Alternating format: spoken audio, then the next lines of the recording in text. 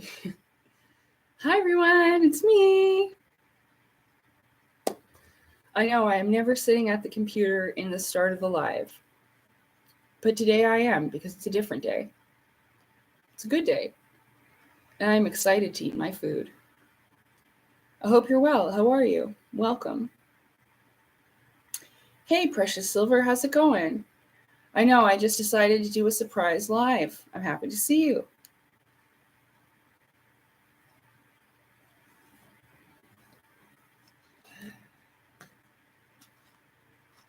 Got my fries. I just got home. I went out. Hey, Emerson. Good, awesome. So I just randomly decided to go live. I got home. I went out and I did a little bit of shopping, couple of errands, ran some errands. Hello. And I picked up some food because I haven't been eating the greatest. My body did that force fasting thing again. I'm going to get into that. Hey, Trev. But I actually realized what it was for and utilized the time that I had with it pretty successfully. So I'm doing quite well. And I am, I got to put it on live chat. Hold on. Live chat.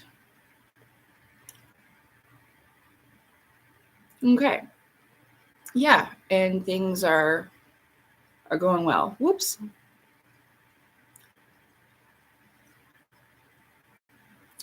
Oh, well, I don't really need to put a welcome thing, but I will anyway.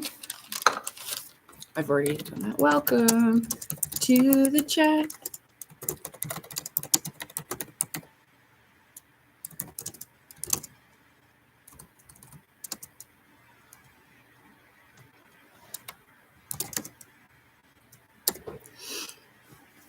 Okay. So, yeah.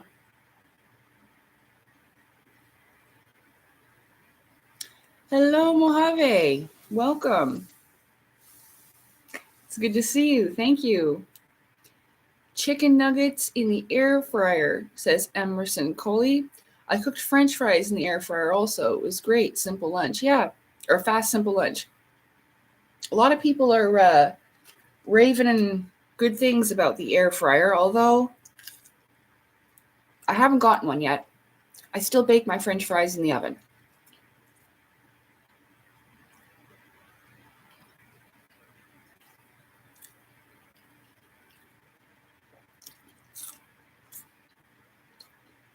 Hi, Scott. How are you?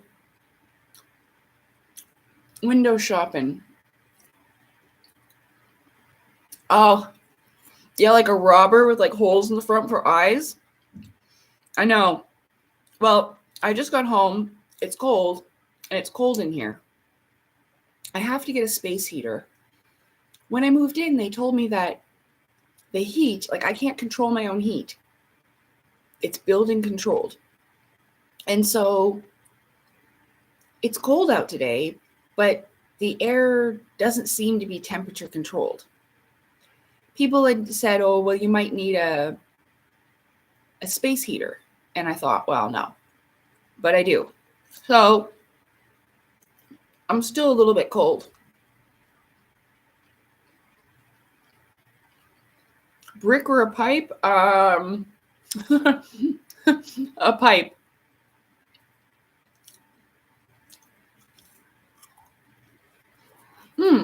No, I know. There's no difference in the taste, Emerson, with the air fryer. It's just that it cuts down on the time and everything like that. It tastes pretty good. No, I've heard good things. It's just I don't even have I don't use it. I don't have a microwave.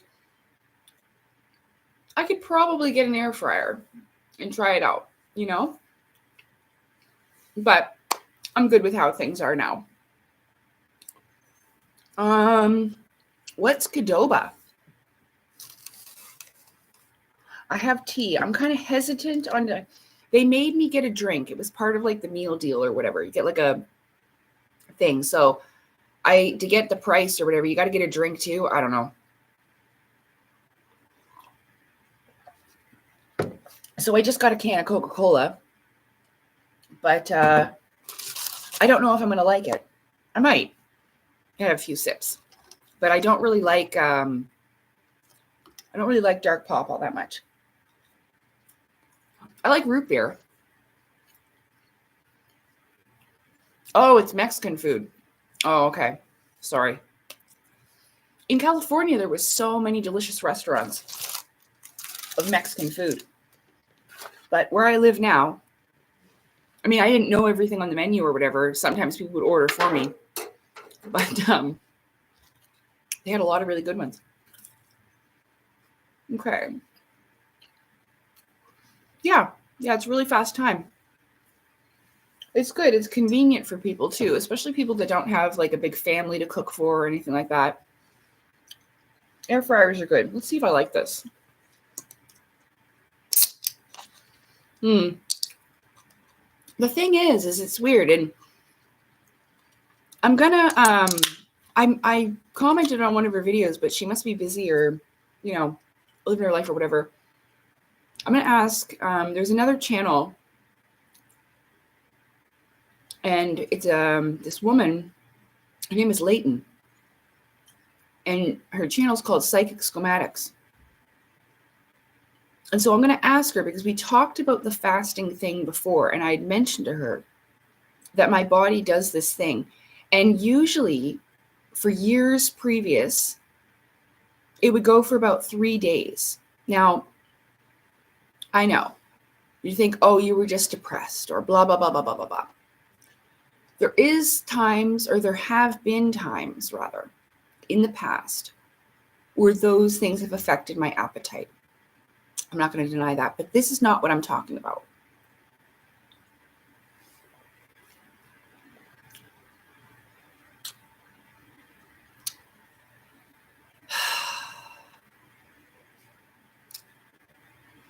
Hang on.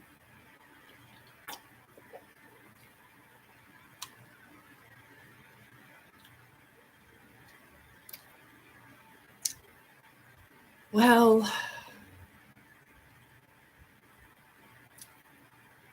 I don't know. I mean, I keep drinking it, but I don't know if I like this. Sometimes it reminds me, and they use this to clean up mess on the highway. They do. They use Coca-Cola or like a product like it. It could be non-brand name. It doesn't matter. I don't think anyway. But it reminds me of something you'd clean like Drano. Something you'd clean the pipes out with, or like a car engine. That's what it reminds me of sometimes. It really does.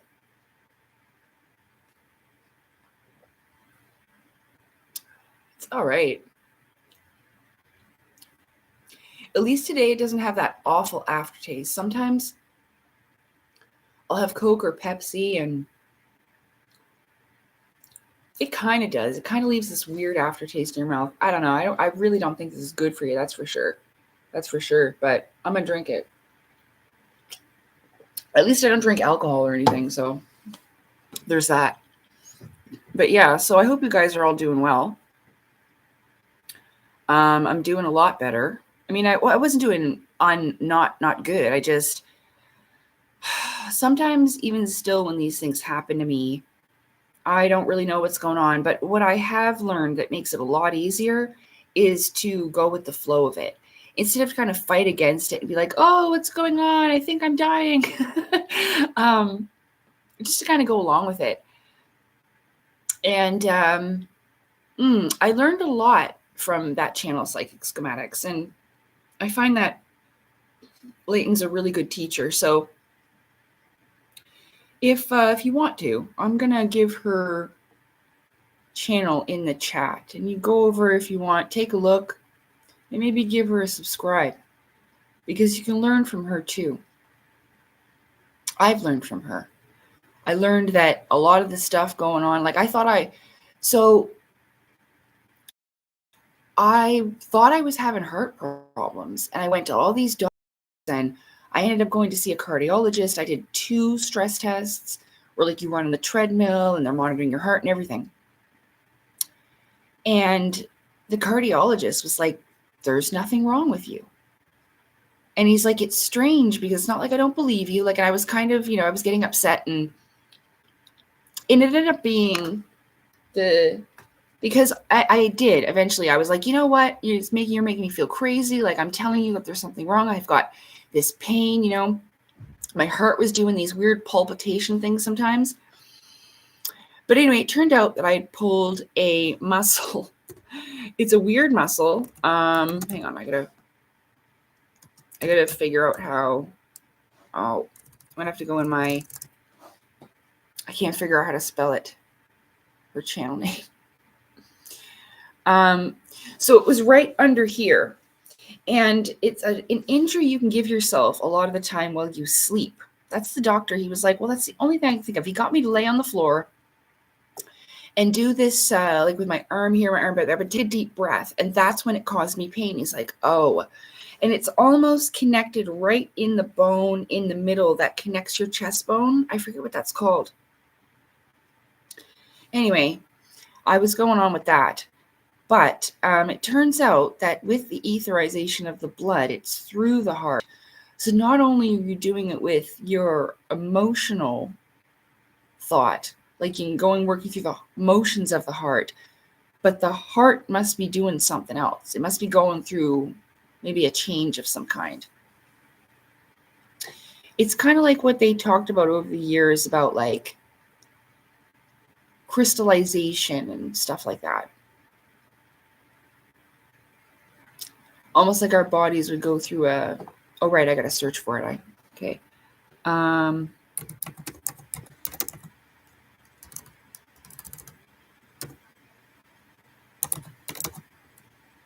Oops. Come on. I know how to find it. Doppelganger.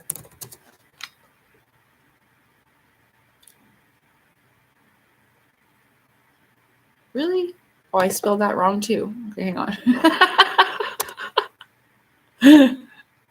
Okay, there we go. I found her. Oh dear. Okay. So anyway, I'm going to ask her about it eventually. This lady here. That's her channel right there. Okay. So, yeah.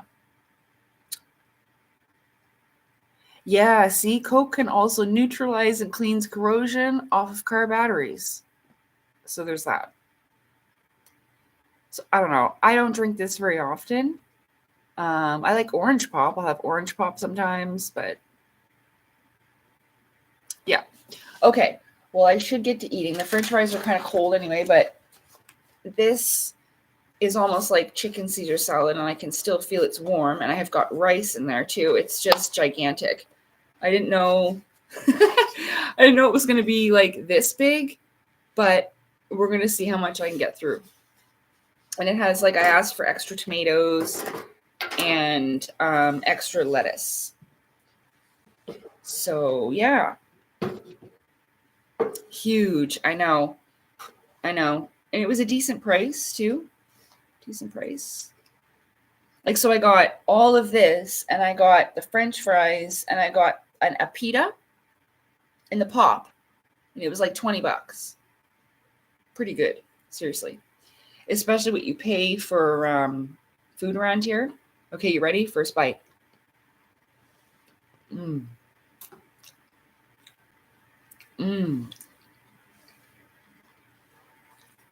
That's good. The chicken's really tender and moist and flavorful. I like that.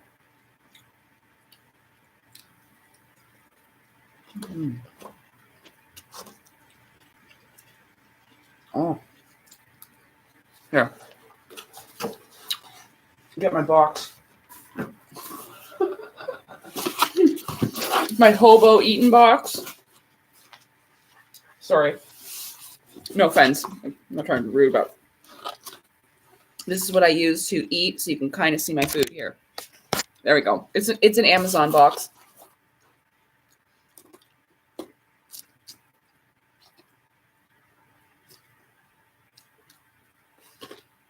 Thank you.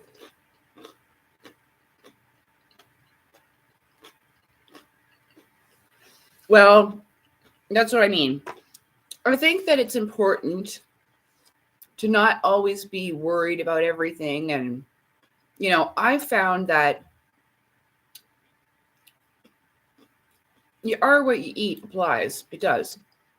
But it's a lot about how you think about it.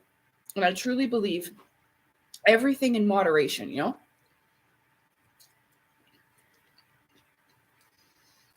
But it all comes down to personal preference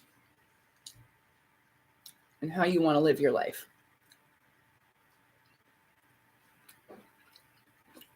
Pretty good. I like that.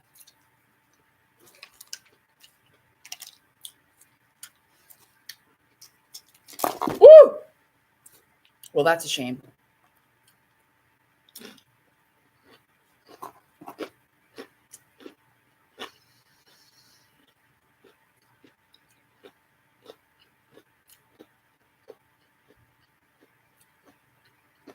Being resourceful is a human superpower. I agree. Thank you. Welcome, child of the Most High God of Israel. Welcome.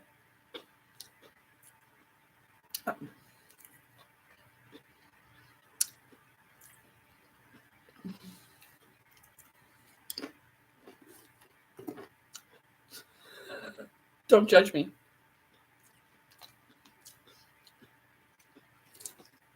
So anyway, let me see. I didn't really plan on doing this, and I'm hungry, so what else have I been up to?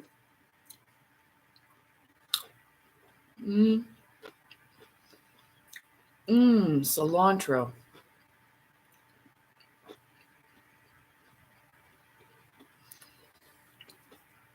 Well, I really like hanging out on that Finding Gnosis channel.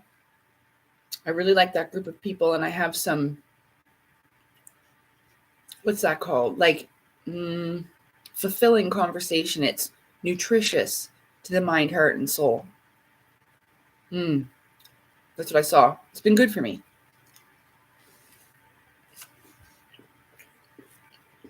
So I go in there quite often. But only when it's like, something that I feel like I could benefit from and offer value to. Like, I'm not going to go in there all the time and be on there all the time. Not that it's like that, but, there's a lot of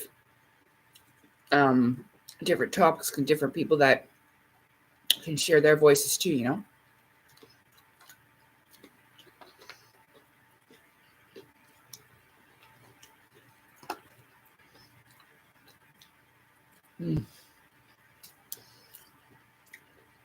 Ugh. It was so weird because I couldn't get an appetite for anything. I even told Lise, like, it first kind of started, I'm talking about my eating thing. It first kind of started when I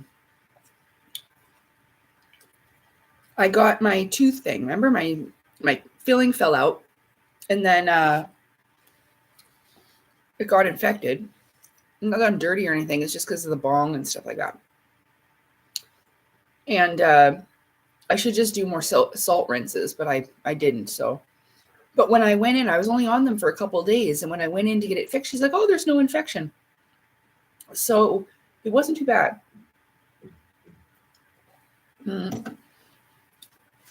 And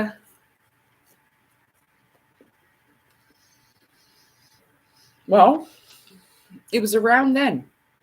And I thought, well, maybe because, I'm not feeling good. It's normal to lose your appetite because your body's trying to work on healing other stuff. So it doesn't have time for digestion. But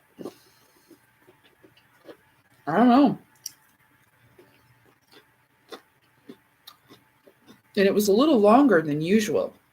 It was longer than 3 days. So, no, I'm glad it's over though. I feel really good. And a fasting is almost like a cleanse, you know? I just tried to deal with it by not panicking and, you know.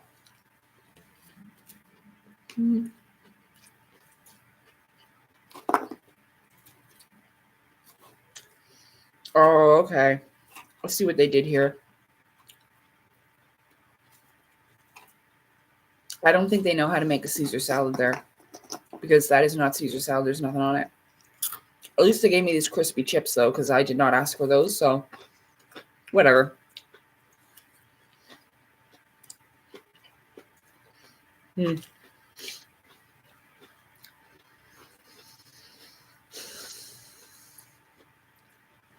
What a doofus. They should have pre-made Caesar salad and you just put it in the thing, you know? You know what? I read the reviews on the restaurant, though, and they weren't very good. Like, it took really slow, or they were missing items, or you ask for chicken and you get lamb, you know? So...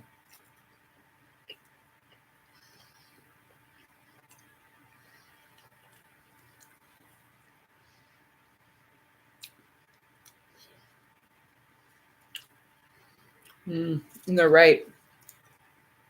There isn't very much meat. Well, I mean, it's all right. But I should have dug into it before doing to see if everything's okay. Because that's not Caesar salad, and dang it. Oh, well. Hey, John. Hi, Sonia. Good to see you. I'm well. Yeah, I'm rolling with it. It tastes good, at least. You know, the lettuce is fresh, and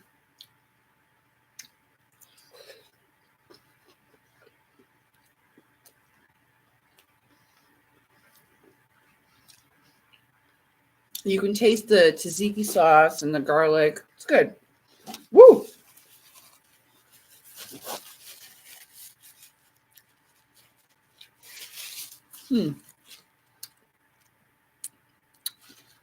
Yeah, I am well. Thank you, John.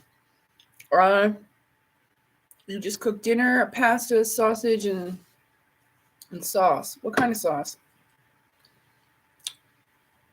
I eat pasta and sausage sometimes.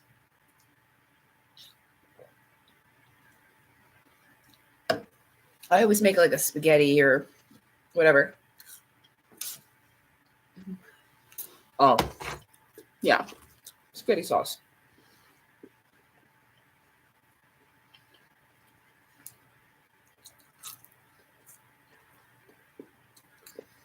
So, yeah. It's been good. The kitty cats are well.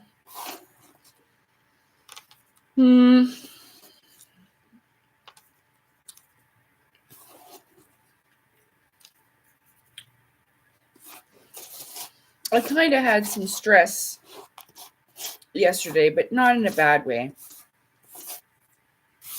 It wasn't a bad thing. I don't want this going all over the couch. I spilled the Parmesan cheese. I don't know. Maybe that's what they think Parmesan cheese is, or Caesar salad, or because well, no, well, but there's no Caesar. It's just lettuce. Wait, is that Caesar?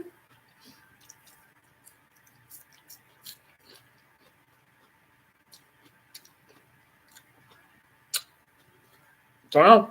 Maybe. I don't know. So, and also, I haven't been remembering my dreams at all lately.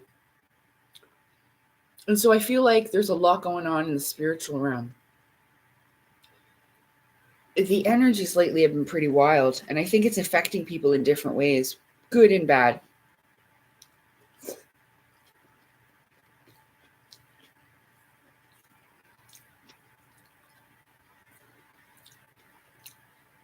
The piece of chicken with the knife in its back must. Oh my God, John. I didn't read what I was saying. You mean like, yeah, you and your jokes.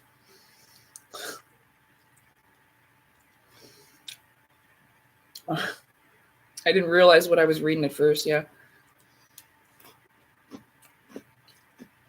Yeah, thanks for joining me.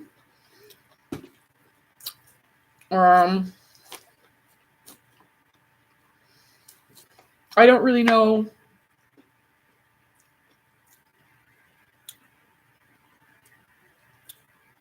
Well, let me see. Let me think about something positive to talk about.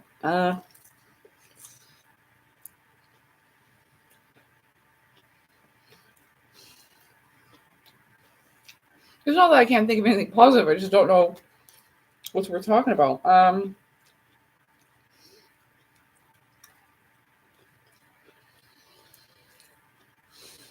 Well,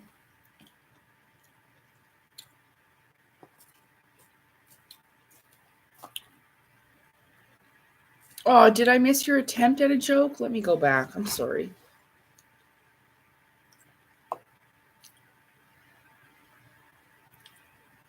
Where is it?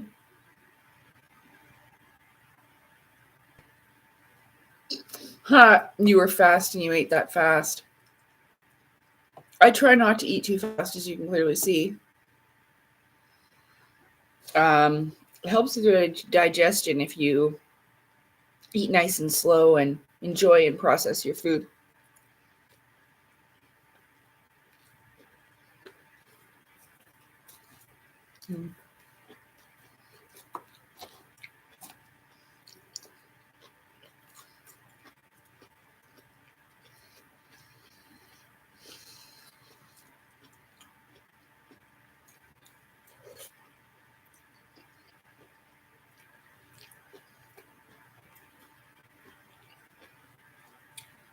Let's see. Well,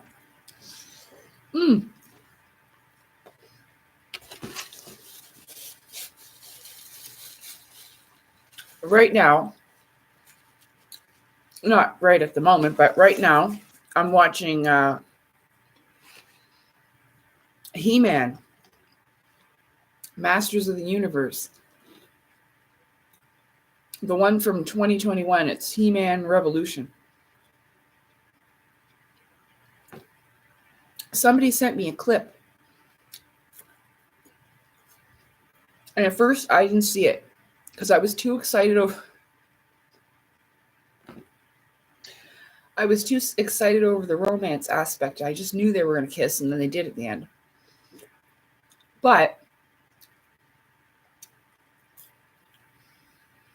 He-Man and Teela, when they transform together, he's in the gold and she's in the blue. And I just read that. I was just reading about that not long ago, but it didn't hit me. And I've learned something about the Sophia. I didn't know about that. I'm a little hesitant to say, I mean, is it necessary? Just let me think about it. I don't think it is.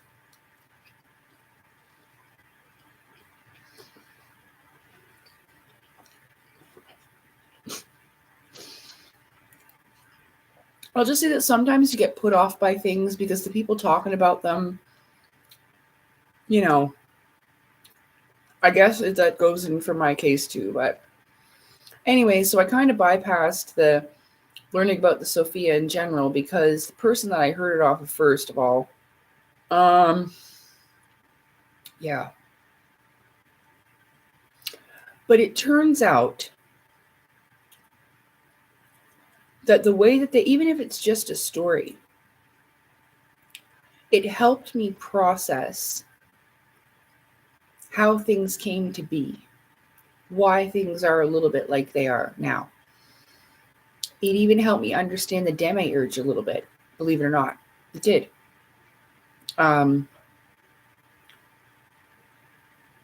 It's an interesting story. Basically, the Sophia yearned to find her purpose. There was like this, I don't know, maybe I'm not the best person to relate the story. I'll go get the videos that I watched. Excuse me, and then I'll show you. But the demiurge wasn't on purpose. It was kind of an accident. And ends up being locked away in the realm where we're at now. Again, don't quote me on this because I'm just learning about it now. And is alone and thinks, well, I must have created everything, and I'm the starter of the universe. I'm the ruler of all things, or whatever, which makes total sense. I couldn't understand like what the hell happened, and that would make sense. But what would happen when it became aware that it wasn't, and then maybe it would be a little bit upset, that happened to it. I don't know. I mean, the whole point of it is to use your emotional intelligence, and that's important for even your own development. But it's really interesting, and this is in Gnosticism, right? There was this beautiful animated story. Let me go find it. Damn it, I'm never going to finish this food.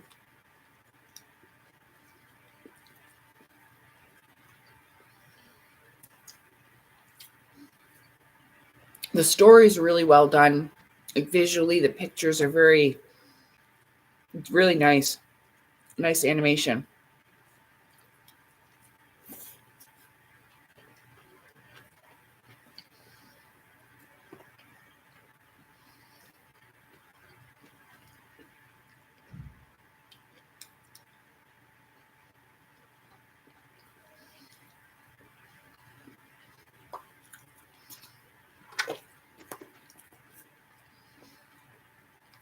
And like I said, there's something important that I even keep in mind every day when I'm encountering new things.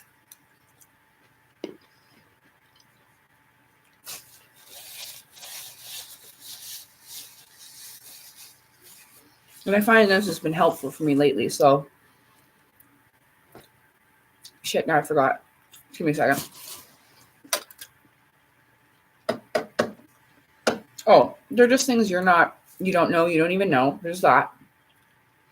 Oh, about the mental exercise. Yeah. So, basically, thinking about things and like analyzing them, mulling them over, thinking about what you would do in that situation if that happened to you helps. It really does. It helps broaden your perspective and understanding of things. And I mean, I've done this pretty much even with television and movies. When I sit and I watch TV and movies, I think about what I would do in that situation. I don't know if other people would do that, but it's not every single movie, but quite a lot of them. And it kind of helps you just, I mean, these situations may never happen to you, but it doesn't matter because if they ever did, you are kind of prepared for them. I don't know. But if you can even look at it like that, it just, did I already say this, broadens your perspective, helps you be able to see differently and then adapt to different situations that you may encounter later on. For some reason, I'm thinking like it's kind of like mind math, but I don't know. I'm shit at math, like really bad. So,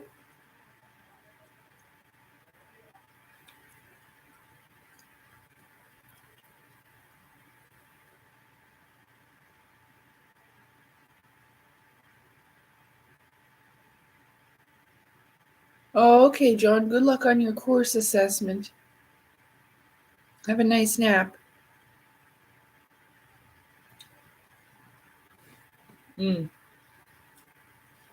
But anyway.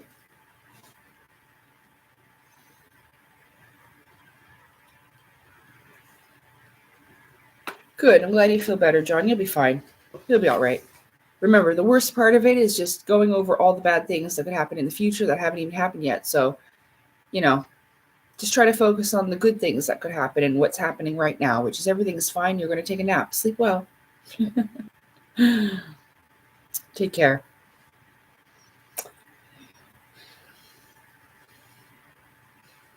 So, yeah.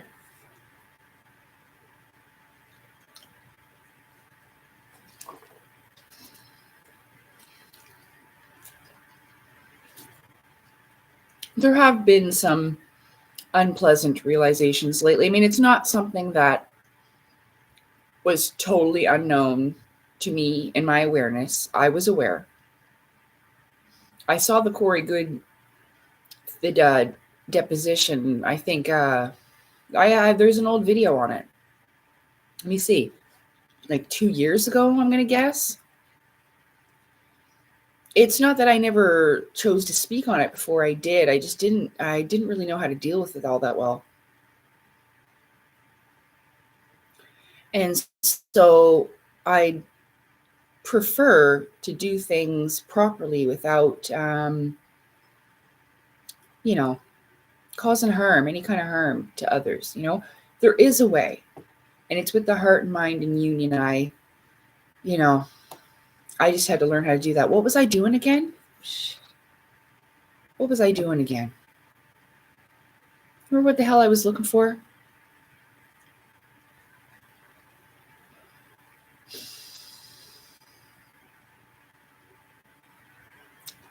Does anybody remember it all?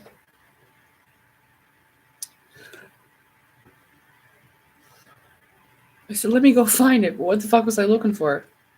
Oh,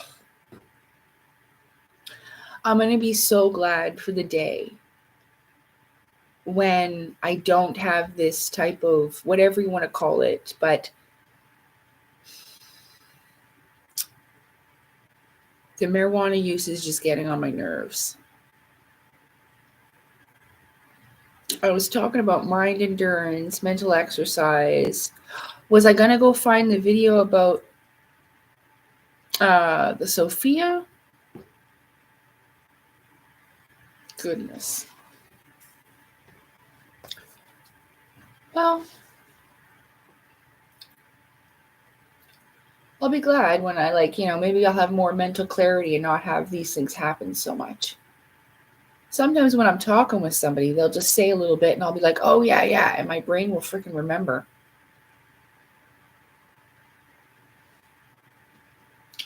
Dang it.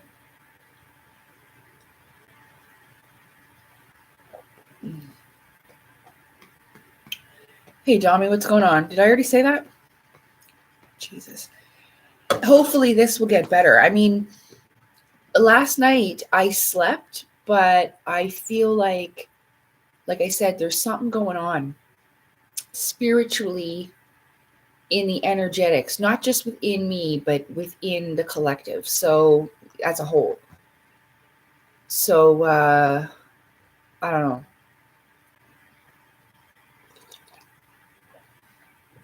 It's not necessarily a bad thing. It's just, it's probably why.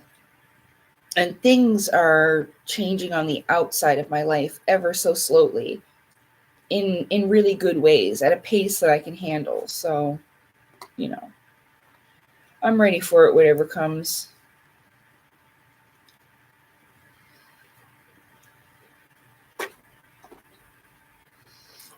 There's a way to deal with it. Oh, I remember.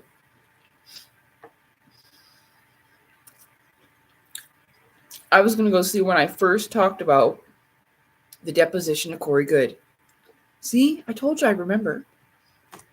I did it all by myself too. I didn't even help.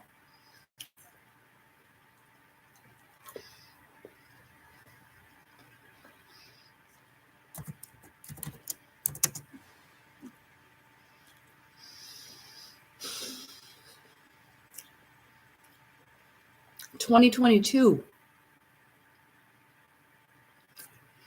December 18th, 2022. So I talked about it first back then. It's not like I didn't know. I knew, but I just didn't really know what he was talking about. There was only certain things I picked up from it because I didn't know what he was talking about most of the time. I didn't have the ears to hear then. I do now. Now I know what he means by the esoteric cult. But they're worshiping an idea. What is the idea? The idea is that what they're doing is for the best and good for us. Like, that's the right way. That's for the best to get the information out to the masses. That's the idea. So that is how it's a cult. And that came out of his mouth. It's kind of an esoteric religion, he called it. An esoteric religion. But it's not a religion. He's like, well, of sorts. But it's not. It's a cult. That's what I meant. I'm like, what the fuck was he talking about? Esoteric religion. Yeah. So now I know.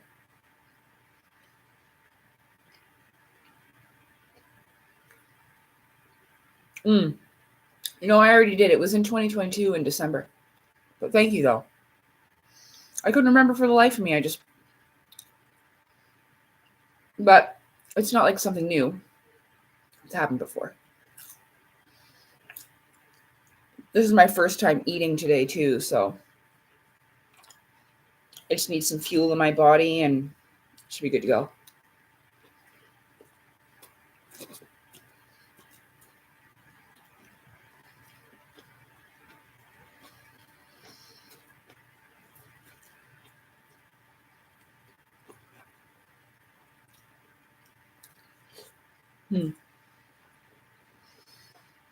Well,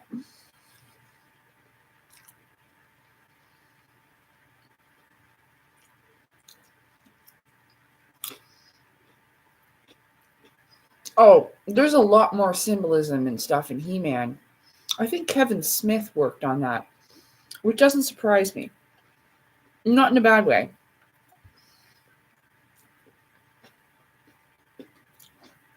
He's got a very colorful imagination, which is a good thing. Not a bad thing.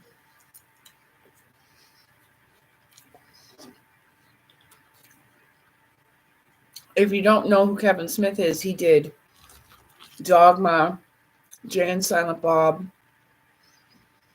the one about the restaurant.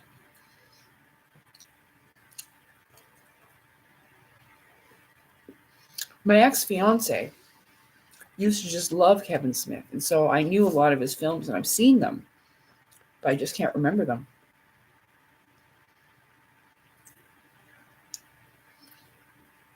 That was back when I was out in California.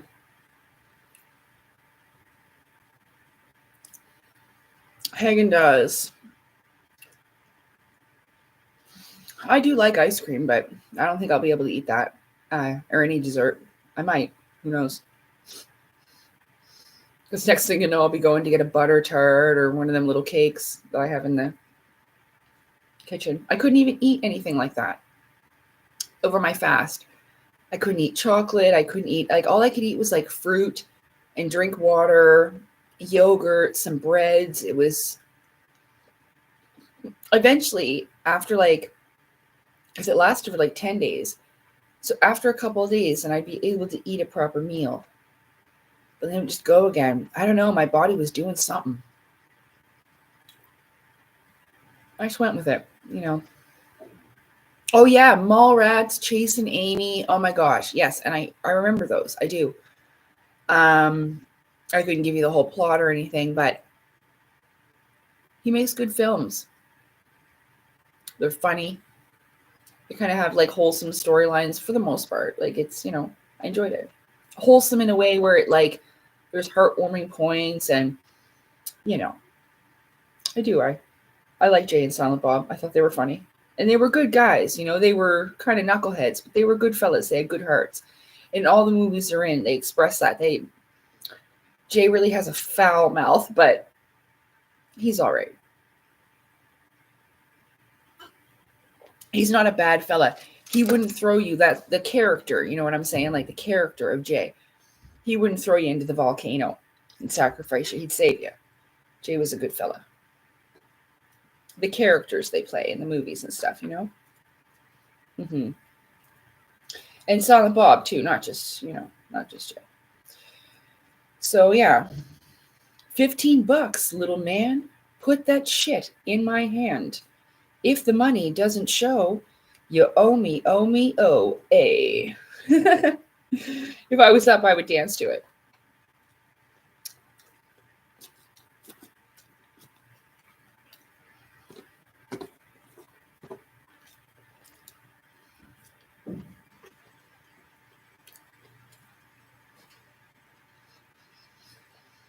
Mm-hmm.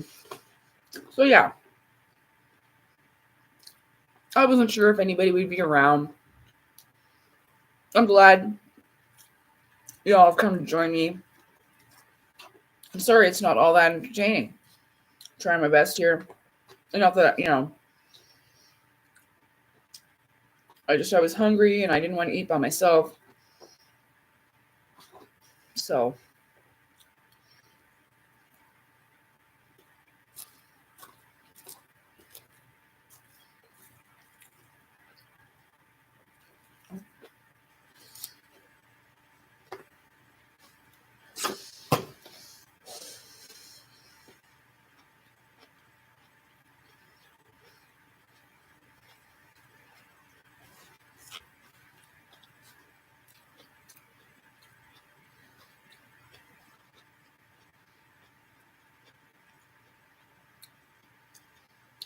No, Bob didn't say that. That was Jay.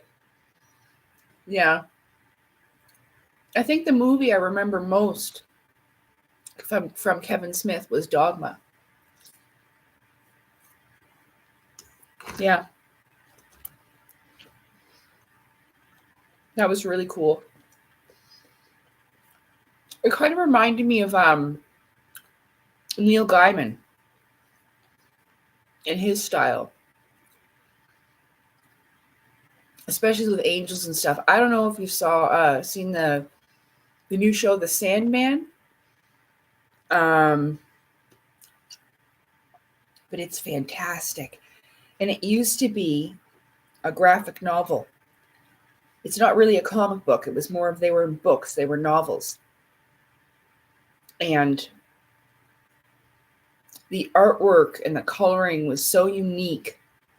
It was done in such a unique fashion. It really did look like it came from the dream world. And Morpheus is the Lord of Dreams. And there's all these siblings, and I mean, leave it. Yeah. Of course, Hollywood.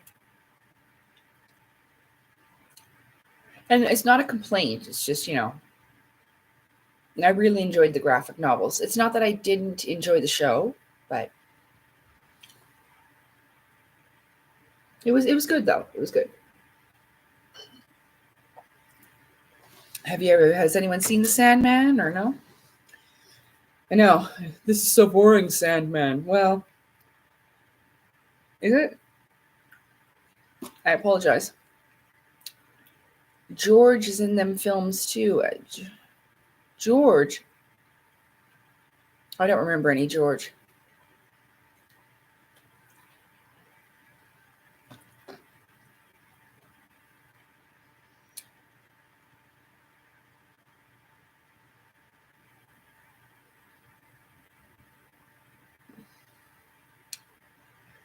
Oh, George Carlin.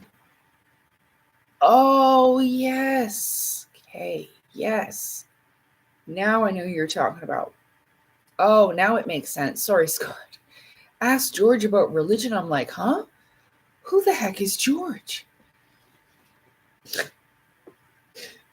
Hello, LT56. Good to see you again. Yeah. Well,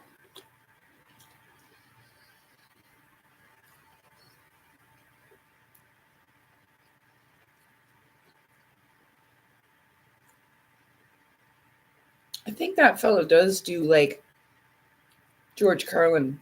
He just does some kind of cult classic films. I know they become cult classics, but after a while, between, a small group of people, I know that. But Kevin Smith's movies kind of become that, So, but whatever.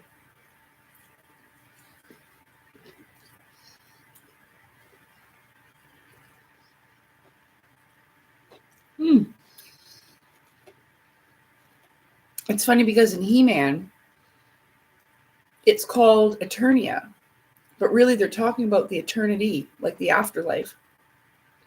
And it clearly expresses the dual sides, but even sometimes they're like working together for a common goal,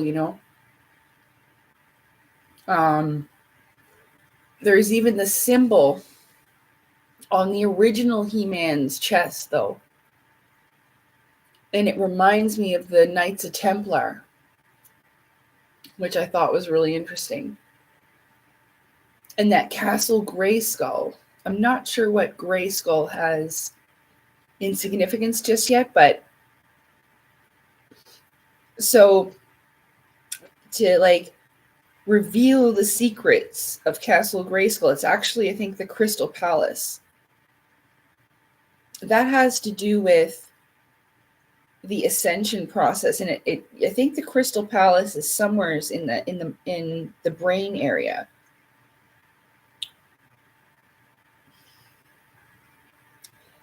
But it's like a consciousness ascension term.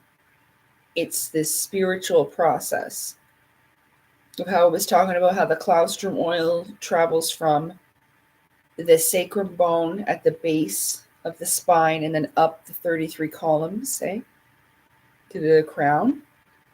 It has something to do with that.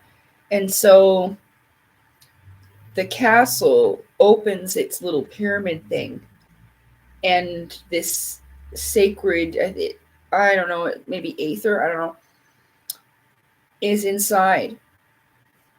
And then Castle Grayskull changes into like this crystal castle. And I think that's the one that She-Ra has. I don't know. But anyway, it's pretty interesting. And it all started when I rewatched the clip that fella sent me about the dual transformation of He-Man and She-Ra. And it's so, he like whispers it to her. I know, I'm such a hopeless romantic. He's like, by the power of Grayskull. I was like, oh!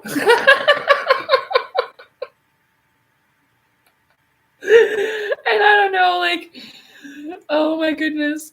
I just think that was pretty romantic. Anyway. That's how you stay young at heart. Clerks? Oh yeah, Clerks. The one about the restaurant was Clerks. It was good though. That was good too. Thank you. Hi, Shelly. Oh, I saw your little wavy hands, but I didn't see your name yet. Now I do. Yeah, Clerks. That was good too.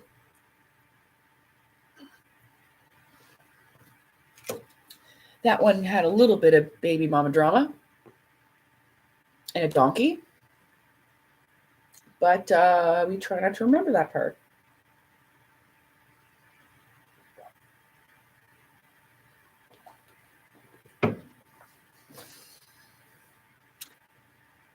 His bird.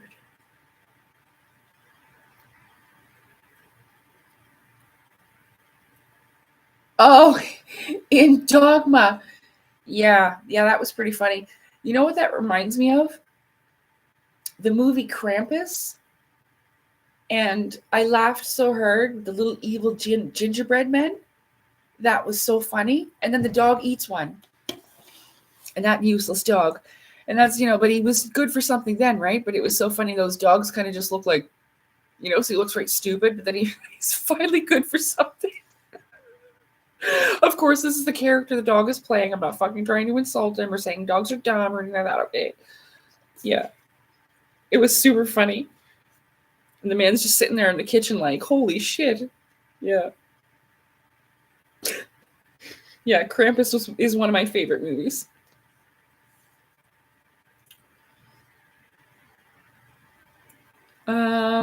Okay.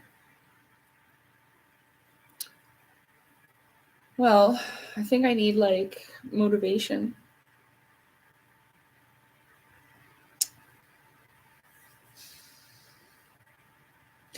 I don't think I'm gonna eat this pita. And it got here and it was already like cold, so I'll just heat it up later. I was expecting it to be better quality than that. Like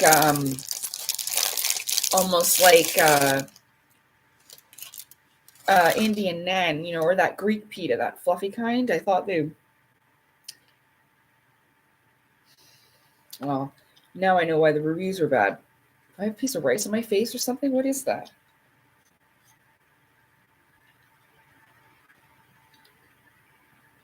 I don't know. Yeah, so yeah. I mean, all I can say is I'm feeling real grateful. I feel happy. I feel good. I don't know. Glad for my food. Glad for the company. What am I having exactly for lunch? Well, it is. I went out and I got some chicken shawarma, and it has rice underneath.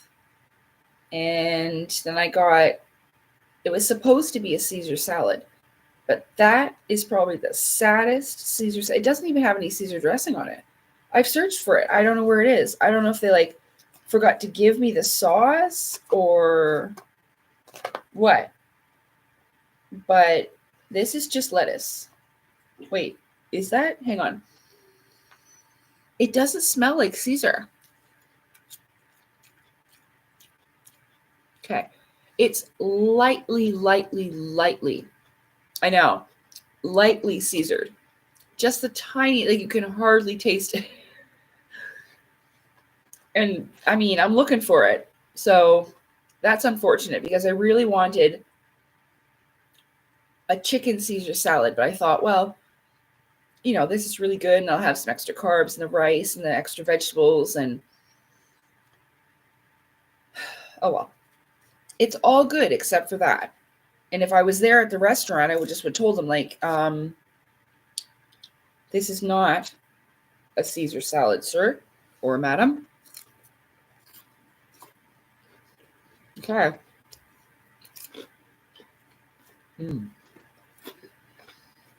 That's good.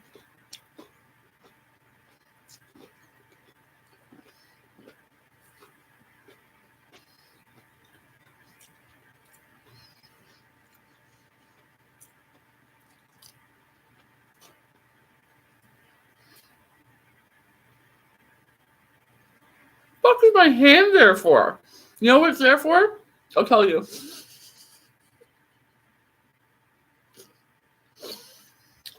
That's the security fist.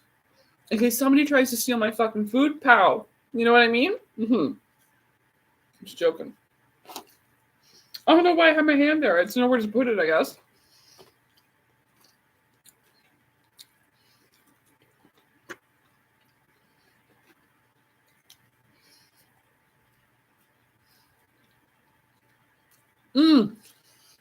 Shelly. Yeah, salads. Yeah. But I know, well, one of the reasons why I'm craving Caesar salad is because Elise talked about making Caesar salad with chicken and bacon and all kinds of good stuff. So I thought that sounds pretty good. And so I started craving one. And so I do this thing also called intuitive eating. So I'll listen to what my body tells me it needs and wants. Remember that time I ate a watermelon? I was just chowing down a watermelon. That was a time when I was intuitive eating.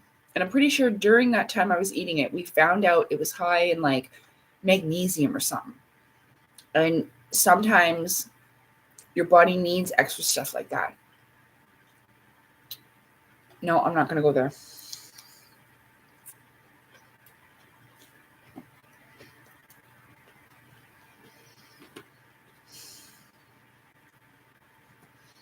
Mm.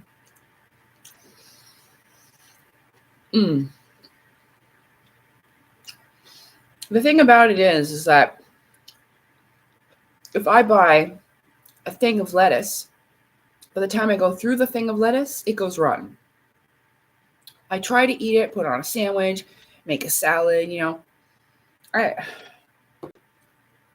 So there's some frustrating things. So if I'm going to get salad, I tend to either get a little bit of salad in a bag that I can split up into maybe 2 salads, but if it's not super fresh. So my point is that you got to almost go to the store and get it, fresh.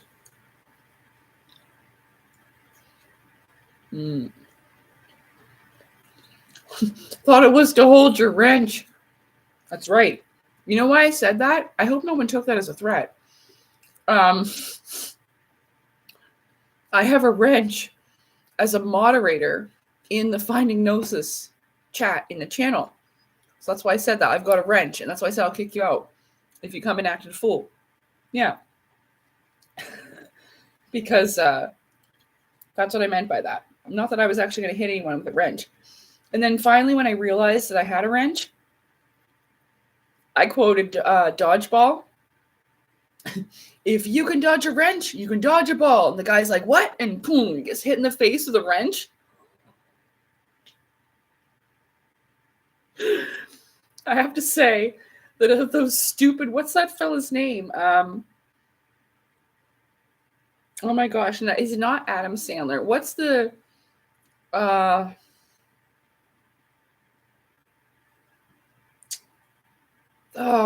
why do I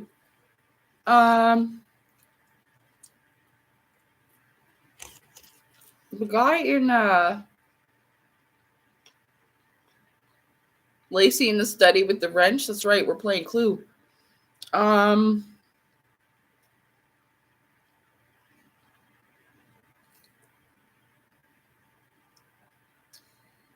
That actor in it. And normally I don't think he's very funny, but in Dodgeball, well, he's still kind of an annoying character, but he plays a good annoying character. What the hell is his name?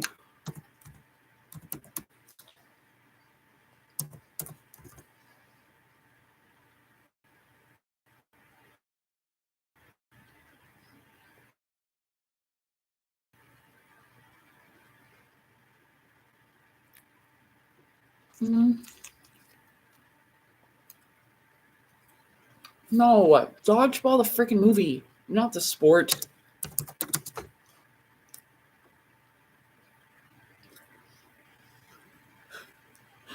Oh my God, Ben Stiller.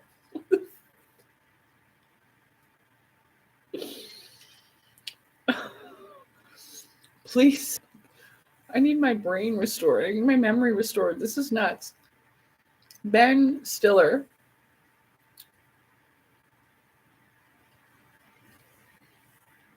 Anyway, in Dodgeball, he's pretty funny. What's his name? Oh, Hannigan, or is the guy he's in the wheelchair. He's the one that throws the wrench. Yeah, the guy in the chair. If you have not, Vince, there's Vince Vaughn. Ben Stiller's in there. And I don't know who it is who plays the guy in the wheelchair, but holy crap, is that ever funny.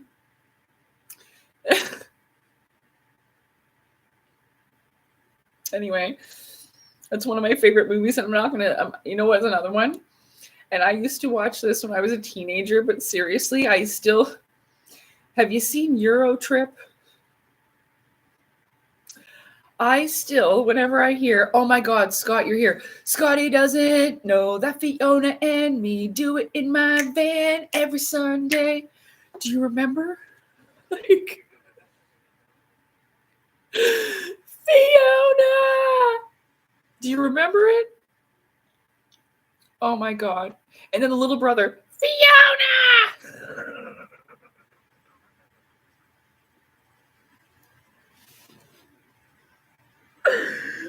one of my favorite movies, and I know it's immature, and I know it's a really old movie, but oh my god, I used to laugh watching that.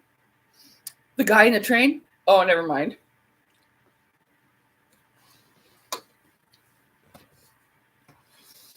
Oh god. Rest in peace, Tom. Who died?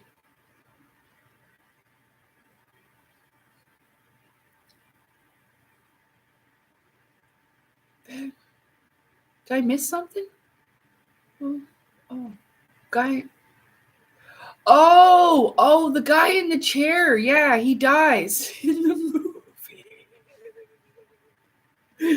Oh, Flanagan or whatever. Yeah, he ends up dying. Very heroically and valiantly, I must add.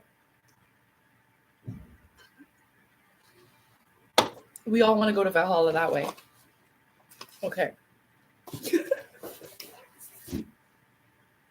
I'll be right back.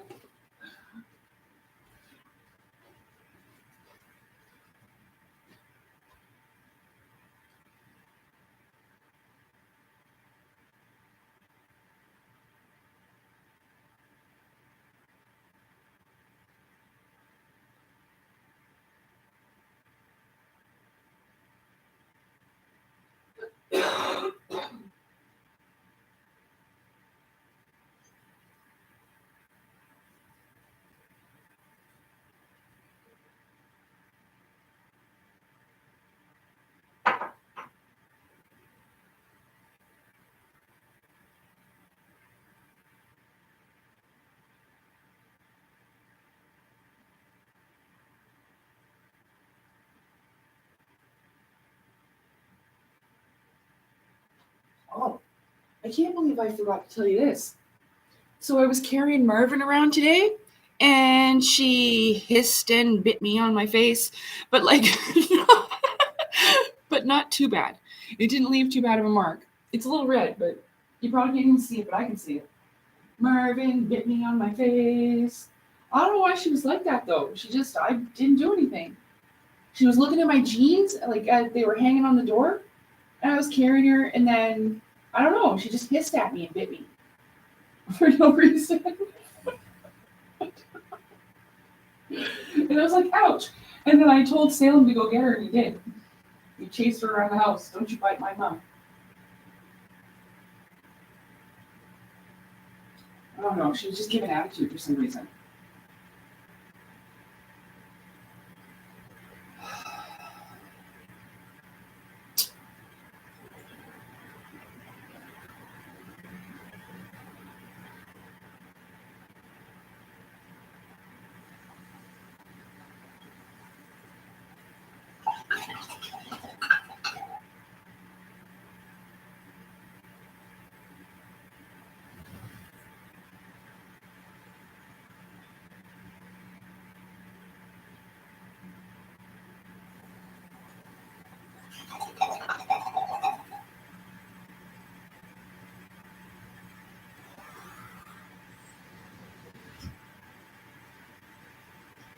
Okay.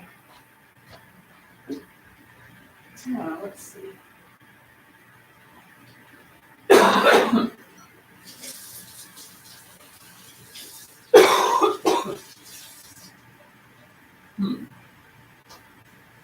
Well,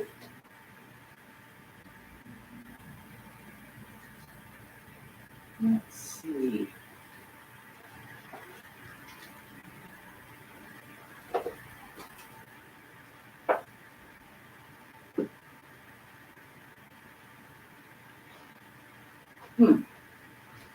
Well,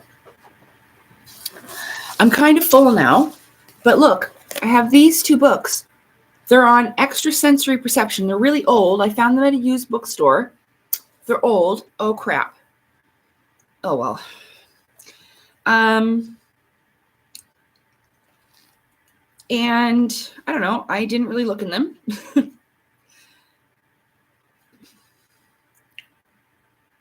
Ooh. I turned to page 89. It says, nature apparently always consists of a balance of opposites. Where there is night, there is also day. Ouch, ouch. Hang on. The pop is attacking my guts. It's passing. Oh my God.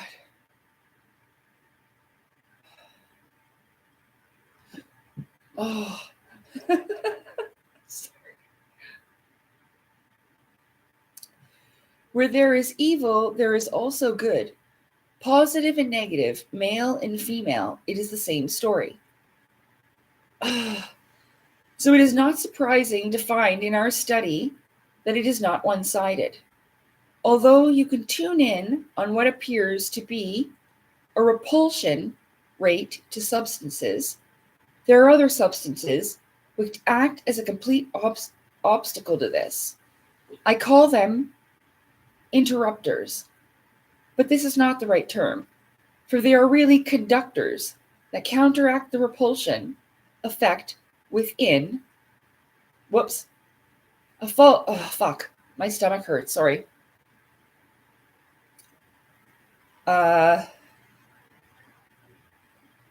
They are really good conductors and counteract the repulsion effect, which gives us our rates.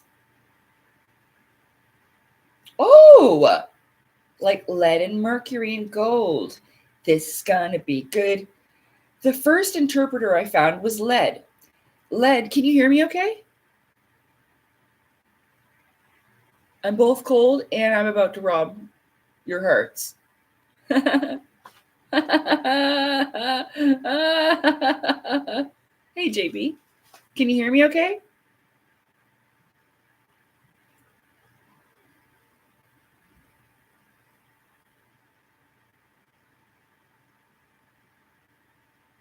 Well, I guess you can. Anyway, oh, thank God, my stomach. Oh,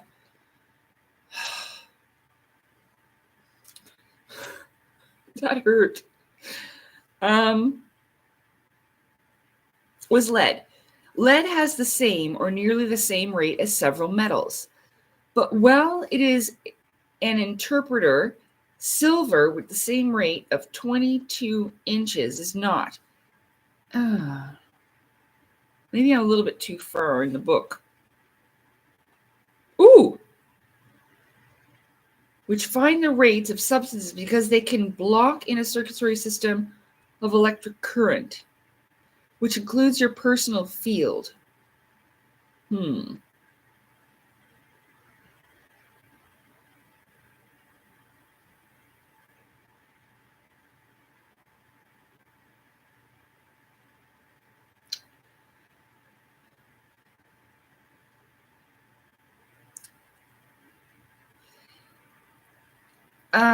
The effect, of 22 inches is not. The effect of an interpreter is instant and quite dramatic.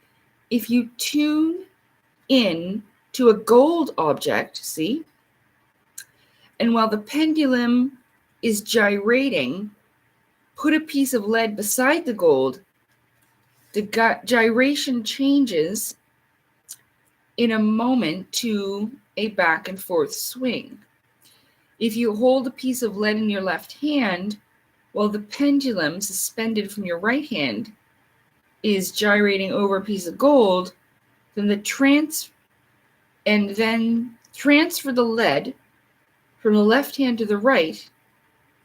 The gyration stops at once and oscillation begins. What a peculiar alchemy. That's my fancy fan.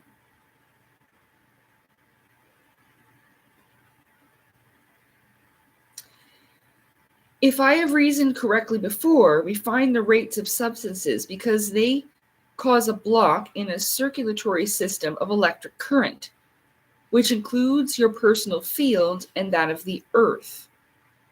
Electromagnetism. This may be wrong, but the current must flow between you and something of that sort. The pendulum oscillates because the pressure tries to get through And on that particular rate, there is an obstruction, which forces it aside and around through a circle. It makes the water diviner's rod turn over for the same reason. The rod is an unstable equilibrium.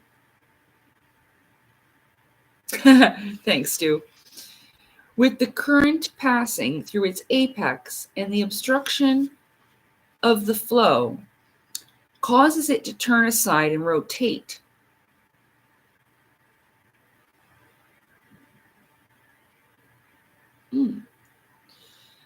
The force, will, and intellect.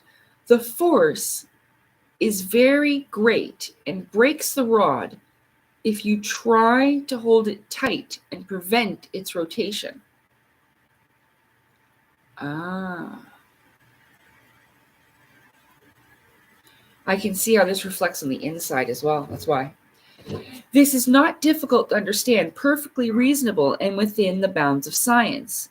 It is also magic, for divination is one of the magic arts. I think that all magic arts could be interpreted in terms of science or a metaphysical science. If it could be bothered to study them. If one could be bothered to study them. Now our lead somehow neutralizes the obstruction. Lead in the body. In man-made electricity, it is an insulator and prevents current leaking away from copper wires. Why it should do so, I do not know. Presumably it was found long ago that it did so, and it may have been used without question ever since. It may be known why it works, but I do not know. This is the person speaking. An archaeologist cannot be expected to have a wide knowledge of physics. Yet an observed fact in physics, and this book was written in the 90s, I think, or before, it's old.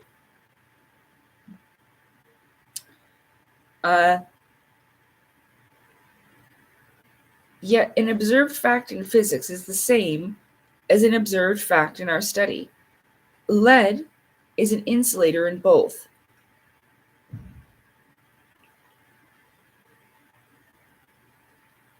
It was nice to see you too. Take care.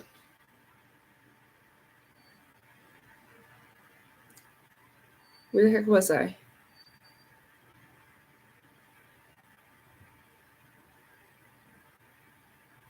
Lead is an insulator in both.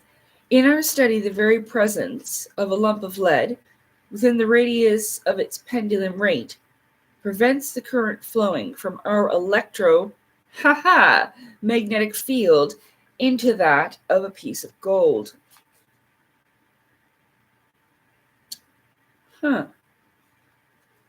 Well, this is by T.C. Lethbridge.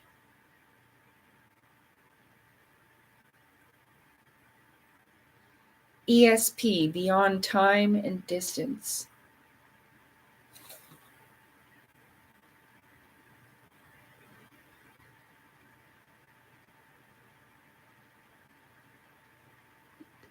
It says T.C. Lethbridge, author of The Legend of the Sons of God, defies conventional scientific theory by conducting a series of amazing experiments. He demonstrates that the mind of man is immortal and beyond both space and time. Telepathy, clairvoyance, fringe healing, and man's sixth sense are all explained in this astounding book.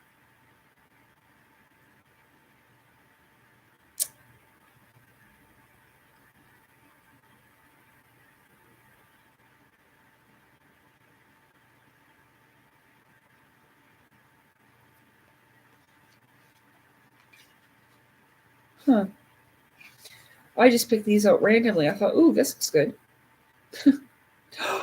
First published in 1965. Dang.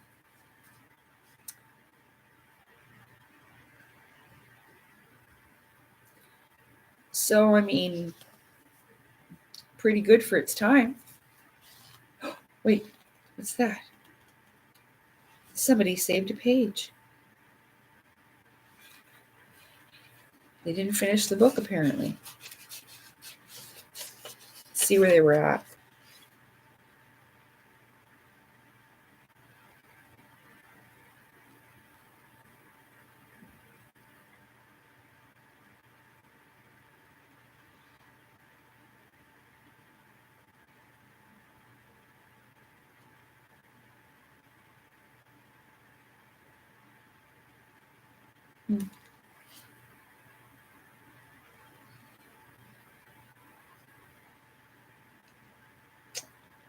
They're still talking about things like iron, metals, gold, magnets.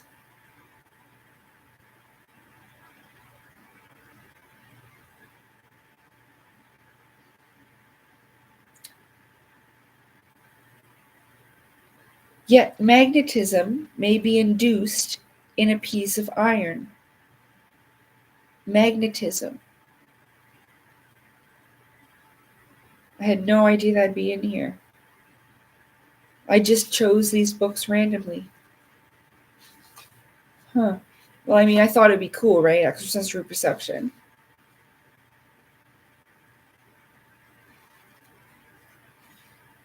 Interesting.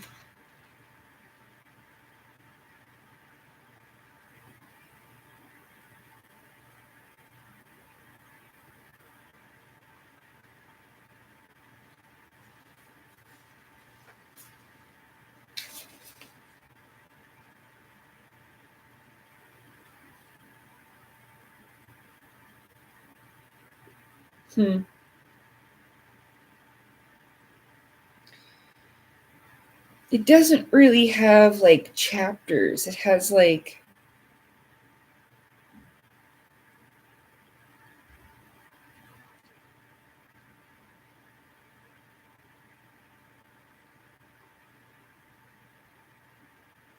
it just has stuff like number 1, sunset behind the hills of Harris. 2, privy hawk moth resting on a 17th century plate.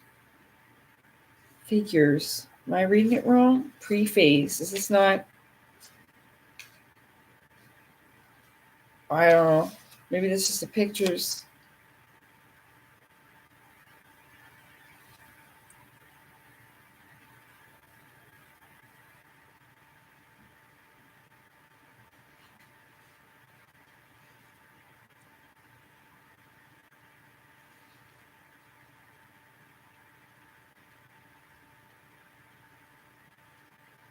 Well, I hope it's good.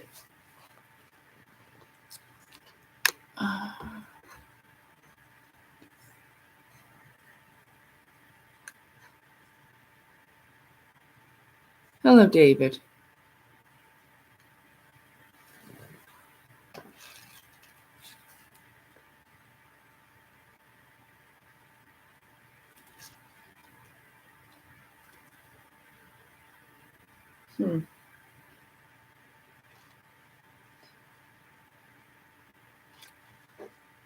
Oh, is it that same page? Yeah. I didn't mark that. And this one is called Your Mysterious Powers of ESP by Harold Sherman. Telepathy, extrasensory healing, communicating with the dead, out-of-body travel, unlock the secrets of your own amazing psychic sensitivity.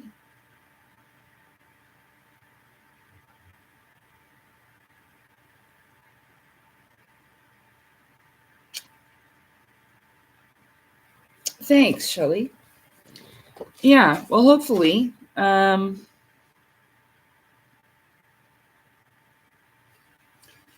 Hopefully one day I will sit down and read them.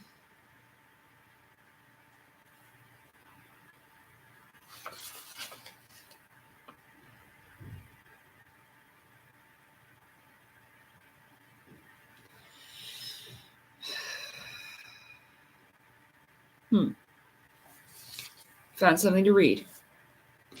It seemed to be a letter. It's on page 10.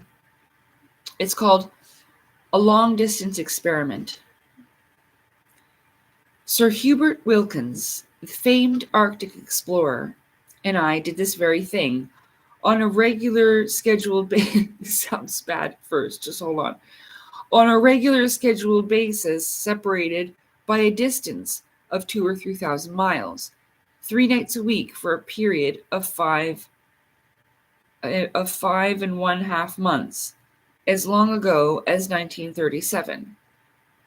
2,000 or 3,000 miles, 1,000,000 miles, 100 million miles, it apparently makes no difference. Telepathic facilities are not limited by time or space. The complete account of our pioneering experiment in long-distance telepathy, I was in New York while Wilkins was searching for lost Russian flyers in the Arctic, is contained in the book written for Creative Age Press, New York, by Wilkins and me in 1942. Thoughts Through Space. It was witnessed by competent observers, one of whom was Dr. Gardner Murphy, then head of the psychology department of Columbia University, now director of research for the Menninger Foundation, Topeka, Kansas, who testified by affidavit. When Harold Sherman informed me that he was attempting to get long-distance telepathic impressions from Sir Hubert Wilkins in the Arctic, I told him I would be glad to receive and file his daily communications regarding his impressions. He proceeded methodically to record and mail to me the impressions received. The postmark shows that he was giving me an up-to-date record. I have all these communications in my file with their original postmarked envelopes. I am not able to evaluate the series of impressions as a whole, but this statement is to be construed only as testimony that Sherman did send me promptly the dated impressions which he received. So this one seems that there are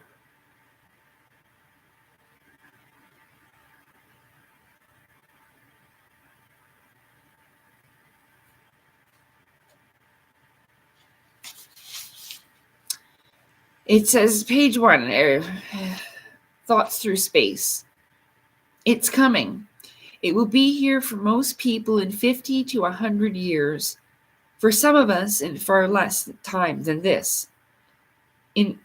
For a few of us, today or tomorrow, mind-to-mind communication is just a few experimental steps away.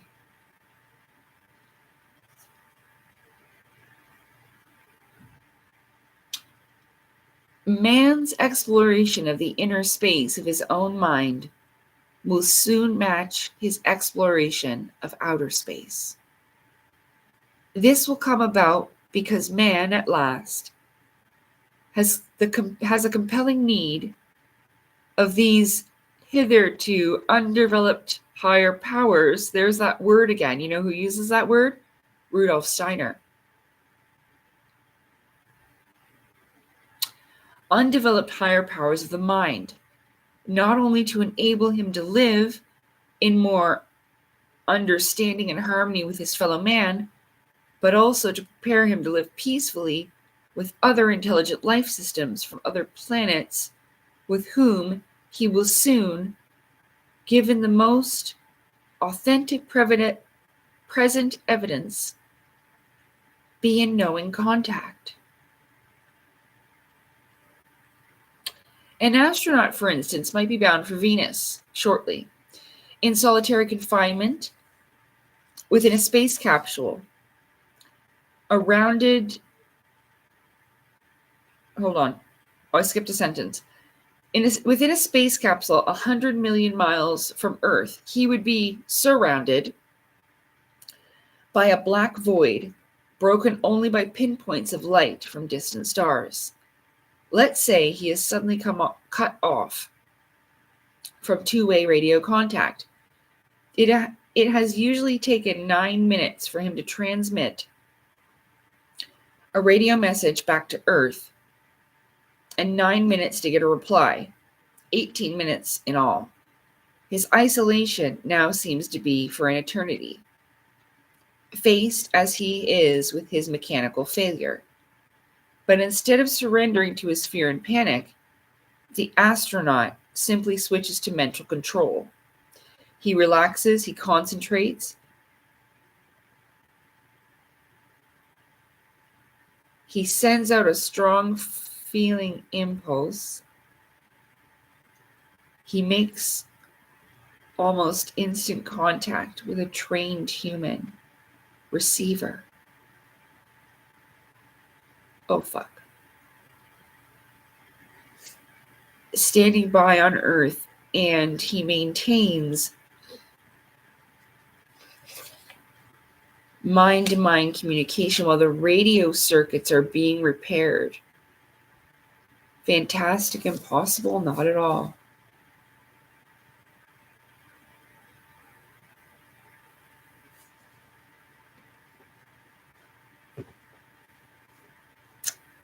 Well,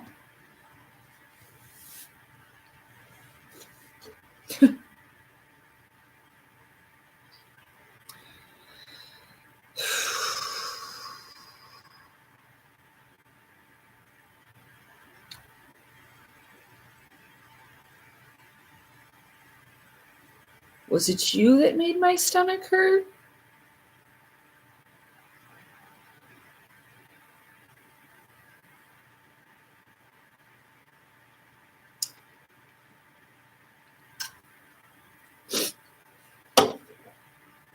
Should I jump off this bridge?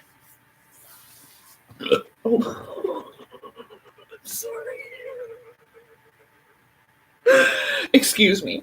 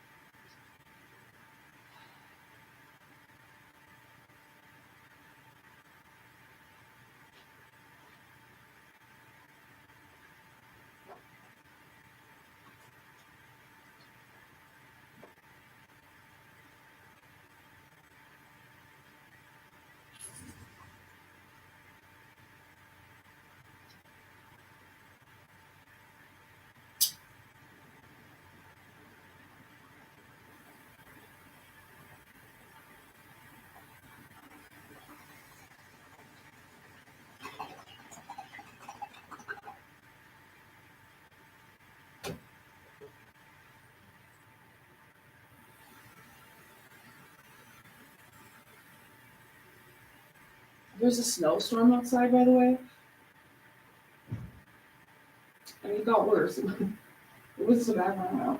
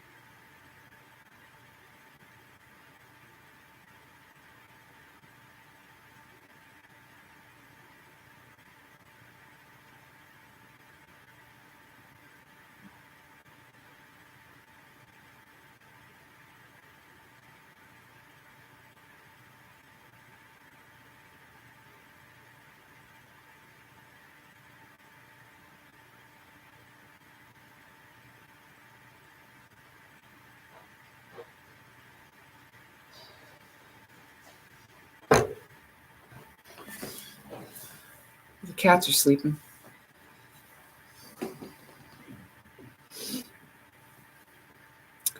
And we didn't have astronauts stuck in space. No, there was no astronauts stuck in space or anything.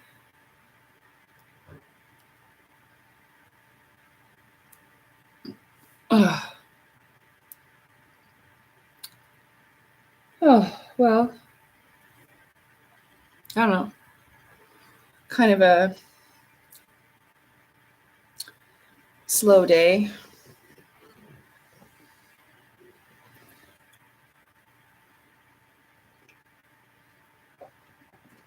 I don't know. Do you guys want some wishes or anything?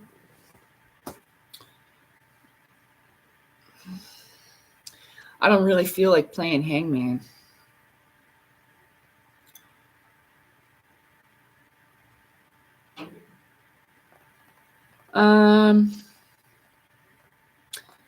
Oh,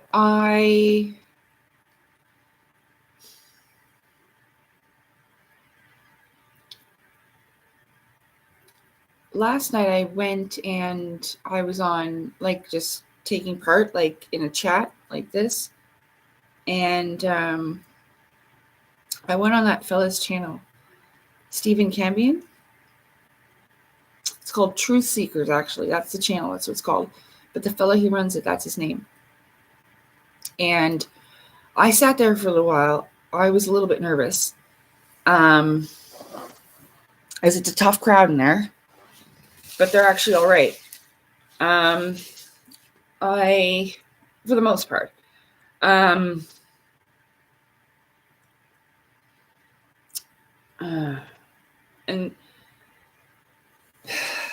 I had a good time. You know, I did. I enjoyed it, and I was welcomed, and he was nice to me, and like civil, and wasn't rude. I was just a little bit nervous because just about how some of his videos were, but he was really welcoming and agreed with me on the points I was bringing up, and I felt good afterwards. Like I felt like I was in a place a little bit where I suppose I could deal with my emotions of the whole thing, but also try to bring in, the heart. So, and it's not that Stephen doesn't do that. That's why I decided it's okay to talk to him, because I recognized that he does have emotional intelligence and I've seen him use it. So you have to understand that, and I don't know the man, we've never spoken privately or anything like that. That's the first time I've ever interacted with him, was last night. And I feel he's a little bit playing a part, like not in a fake way, but like how someone puts a talk show on, or even though we know that Alex Jones was like a CIA plant fraud, most likely, kind of like that, kind of not in a rude way, but how I would say Alex Jones ranted and raved or whatever, but I'm not saying it in a disrespectful way towards Stephen, but this is kind of how I see it, kind of like an Alex Jones expose type of thing, calling people out. That's what Alex Jones was doing.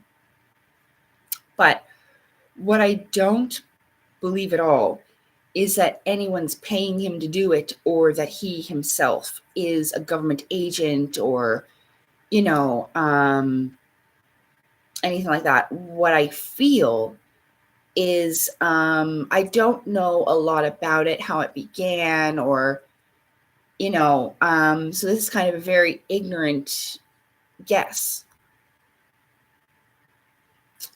but it almost seems well,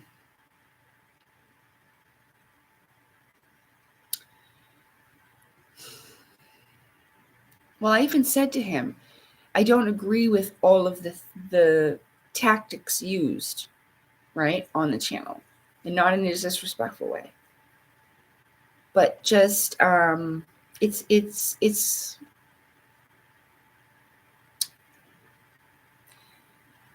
well, unfortunately necessary in a way, and I kind of see it as a bit of karma, but these things are difficult, and they will be difficult. The hell?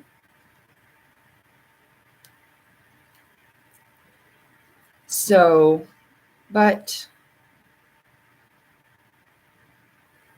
I think that like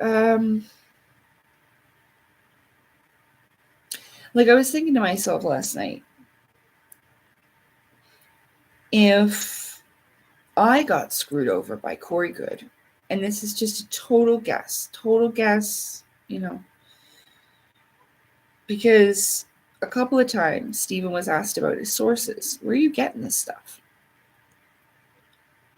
Like, who was it that, I didn't ask this, but I would assume probably asked, well, who sent you the deposition? Corey Good.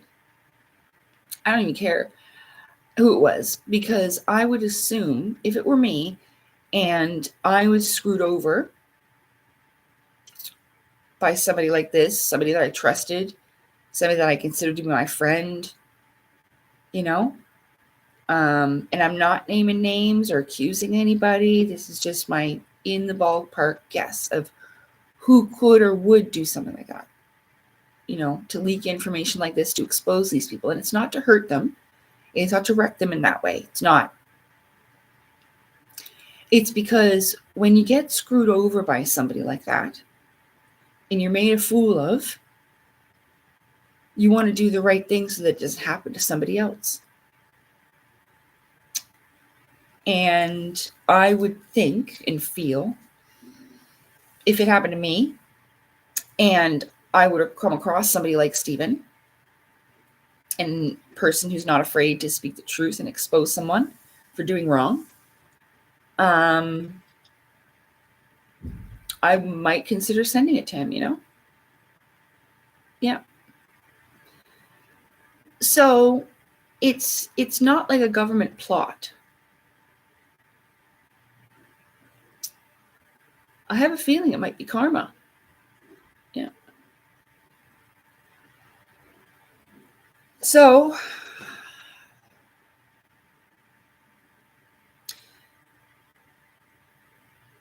Stephen seems like he can be a reasonable fella. Before I spoke on this, I guess I should have did more, but I did hear some of the stuff that David Wilcock was saying about him. Talks about him, this fella. And apparently he says some pretty wild things that are untrue and pretty gross. Like, this isn't...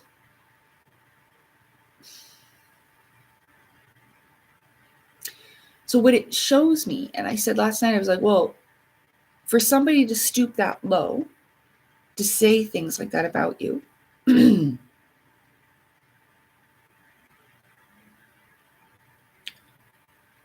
that seems like a person who's afraid. Because you do desperate things when you're afraid. Desperate people can become dangerous people. And that's why.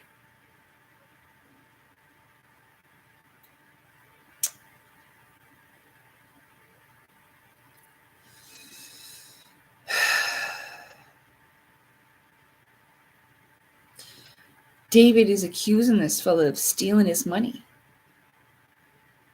Stephen's not taking any money. Stephen did not dress in black, put the thing on, and go and take any money from David Wilcock. What he means is that people like me are waking up and smartening up and no longer supporting that. Even though I haven't for years, there will be more, I think a long time I was probably in denial. I was in that river, denial.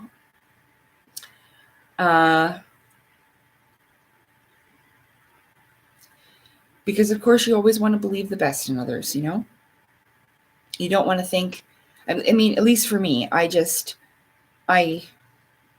suppose I naively thought that people just weren't like that.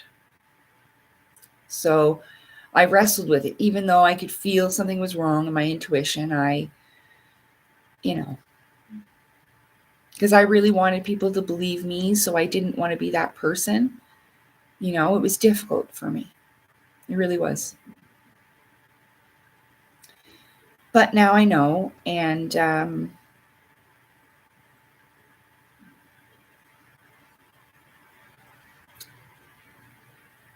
well,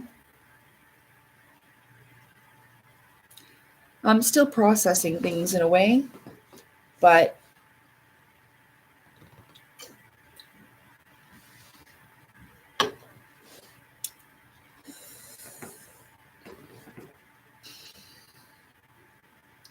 because I'm not 100% sure.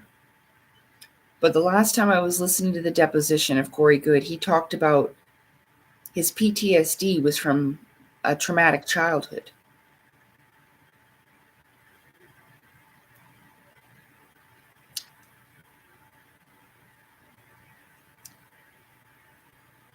I'm going to have to maybe try to go back and listen to what he's been saying. Because if he ever insinuated that he got that from fighting evil aliens, that's what it was from in the secret space program.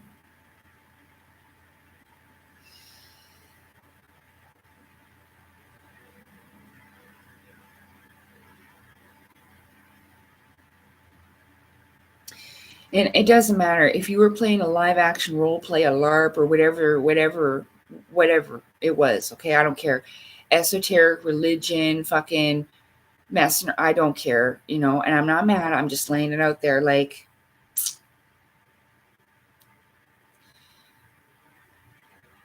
that's dirty. To allow people to think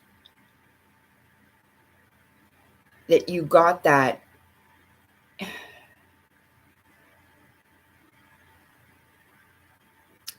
embellishment, exaggeration, play on words. I really do not care. I just find it highly distasteful, and it's made my life very difficult because of it. And so I'm trying, you know, I'm trying just to let it go and forgive as best as I can. I am.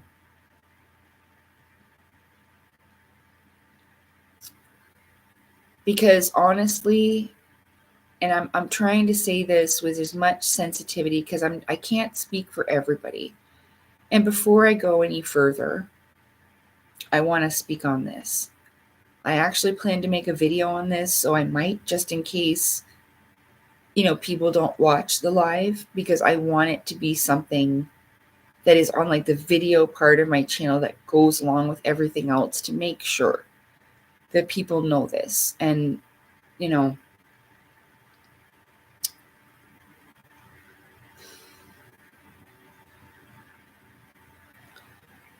and I understand, I'm very self-aware, okay? I don't think they're all the same, for starters. And I said this before, that there's different things that probably motivates this, but when you sit down and you think about it, you know, what would motivate somebody to lie like this? Because whether you want to call it deception or using teaching in store, whatever you're telling yourself and other people about it, okay, not in a rude way, but just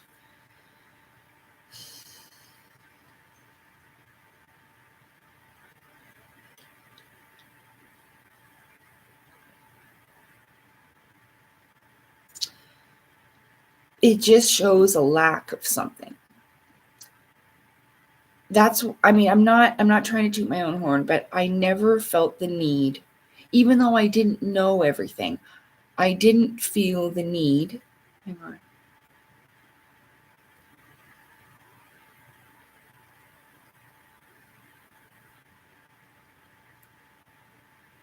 Right, Dami. Yeah. Sorry, I don't mean to be ignoring you. I'm just trying to get this out, this thought process. I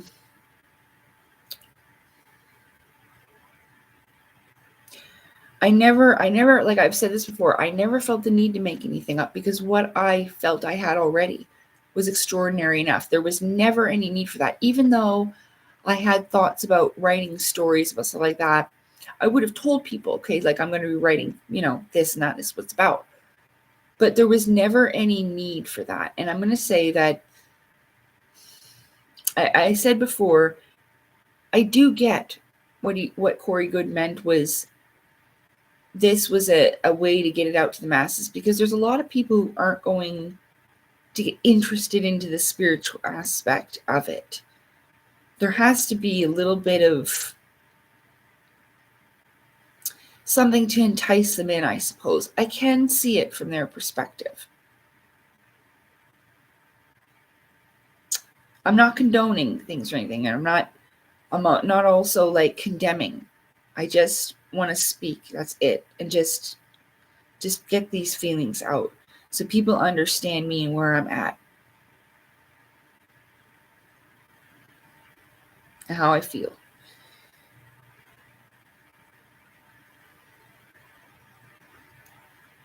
Because I've tried it before, and it just, either I would get caught up in my emotions, or I would get angry, and then I would say some things out of anger, you know, and I want to speak clearly, and, you know, without being clouded by emotion and, being caught up in that. So, but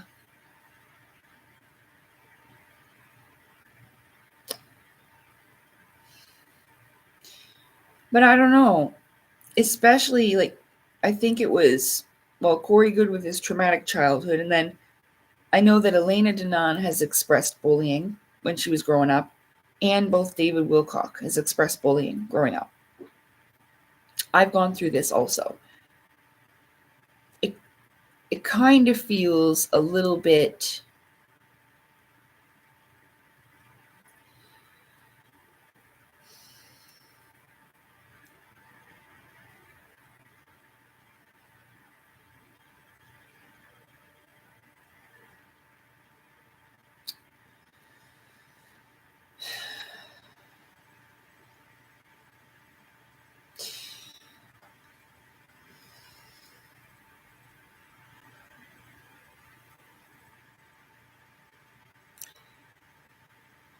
so let's just say, like me, I think everyone has a right and a need and even just a desire to be seen for who they really are, loved and accepted for who they are, just as they are, and to be appreciated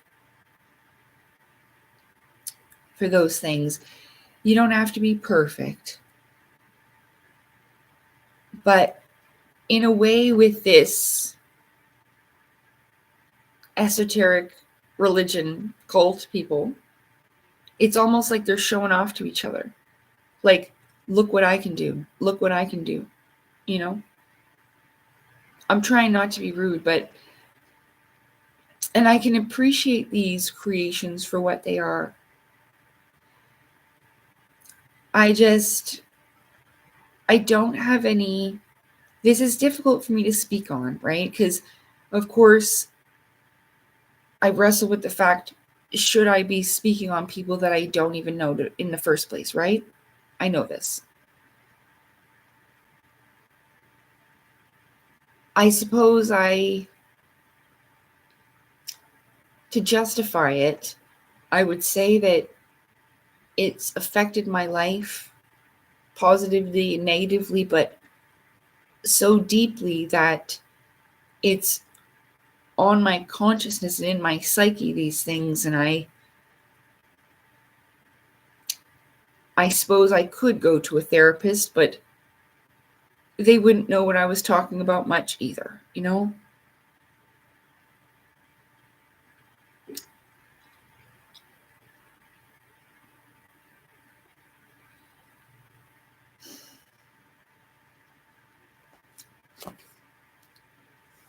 Because I'm not certain it's all about the money. I really don't think so.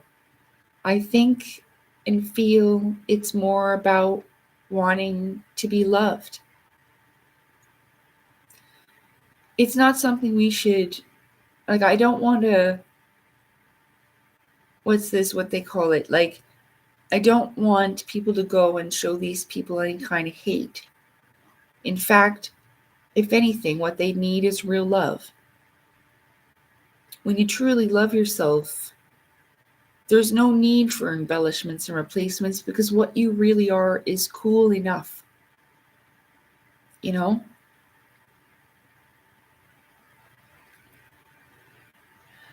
I distinctively remember this, and it comes back to me often whenever I think about Corey Good. It's not all that often, unless I'm, going over through like this.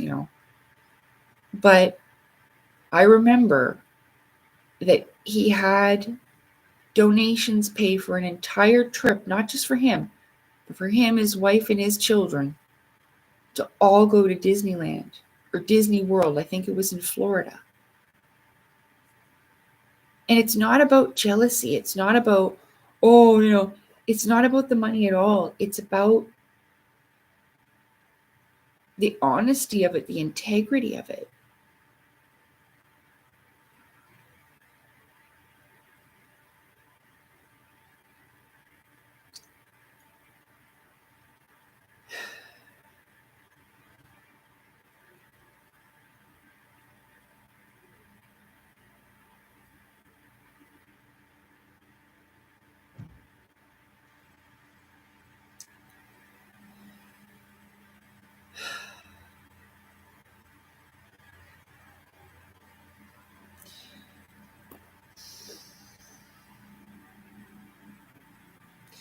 And I'm not going to lie, it causes me pain in my heart when I think about Claudio Nocelli.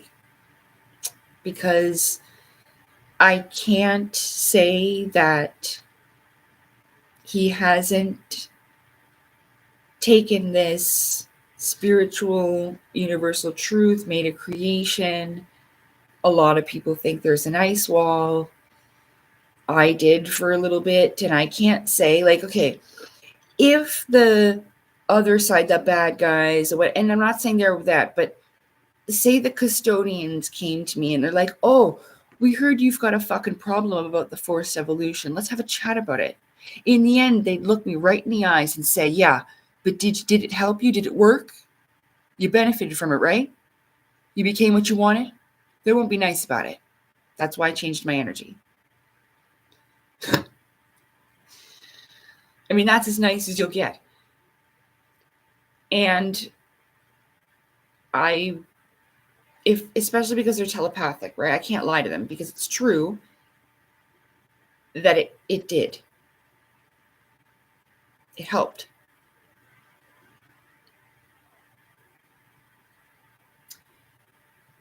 But I just think that there comes a point in time that if you really want things to change, as they say, you've got to be the change you wish to see, right?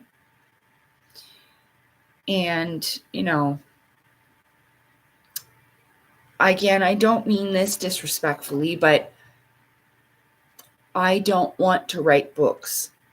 I did write one, and I'm glad that I did what I did. Maybe one day I could write stories about my adventures, but I don't want to write about it. I want to be about it. So I just think it's time that we moved away from that and stop talking about these things and,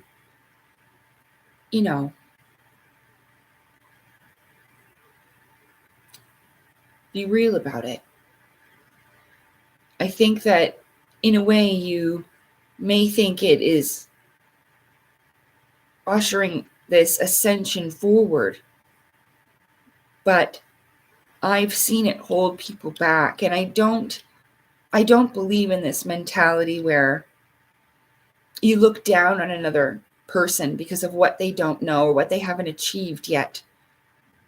Because 10 years ago, I never imagined that I would be who I am and where I am today.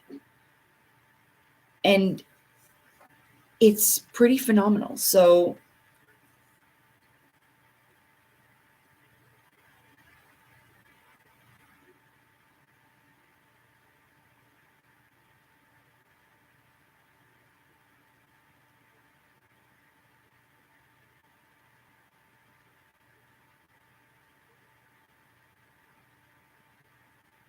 are you having a hard time, Domi? Did your dog pass away? Oh. Is that what you mean? Our dog isn't here anymore, other day. Is that what you mean? I'm so sorry if you've lost your dog. No, you don't need to stop yapping. Your feelings matter too.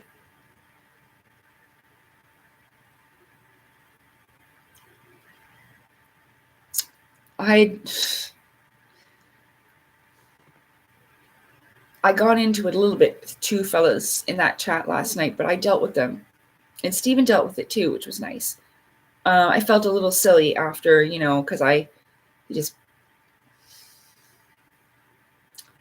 and I gave it to them. I shouldn't have given into the energy, but they came in and they were poking at the tiger with a stick, as they say. And so it wasn't that bad, but don't you come for me again, boy, I said. Yeah. And when I know that that's a grown man and I call you a boy, it's because you're acting like one. Yeah. I remember saying, do you see any other these men acting like you are? Yeah, that's because you were a child. Oh, it's not that, and then it starts with the feminist stuff, eh? And it's not that, I dislike men. I dislike behavior like that from anybody. You see what I'm saying? So there was just a little bit. And then he followed me to my channel and started here, but whoosh, out the door. But yeah. Did I finish what I was saying? Oh, Claudio. I don't know. I know that, of course, I've admitted, got a crush on the guy, so this would cloud my judgment. I'm aware. But I just don't feel like, oh, I just don't feel at all that he's the same. I don't.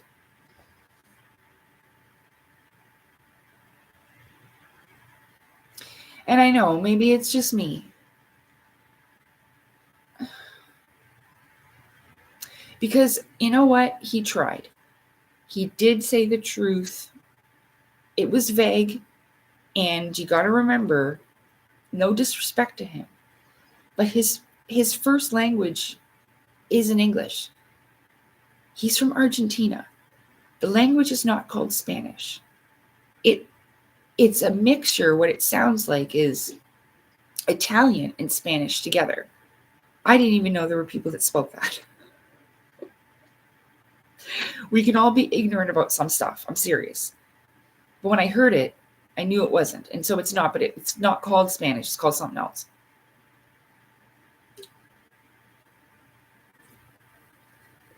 So there's like a translation thing. I don't know. I would assume he probably didn't write his books in English. He wrote them in his native language, and then they were translated. There's nothing wrong with that. It's just, it does say the astral travel and all of that in the book. He did make an effort to put that spiritual truth thing on the front of his videos. Took a bit, but he did it. And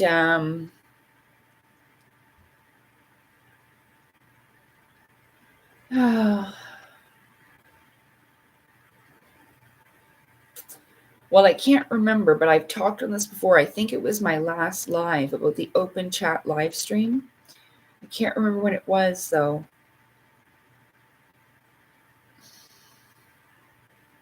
I don't mean to sound like a creep, but sometimes, and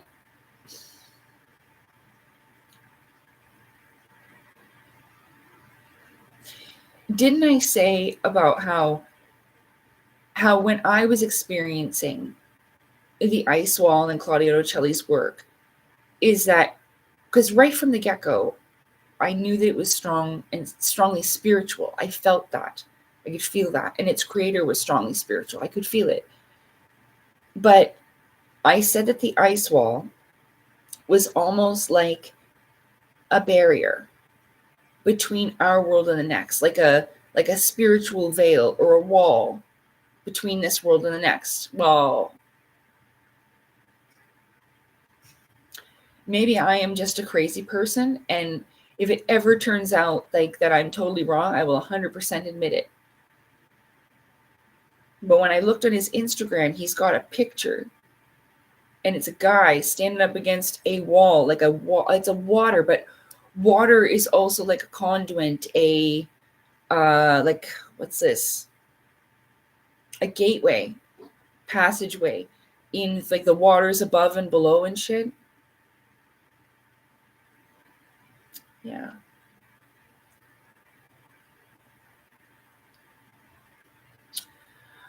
I really don't feel that.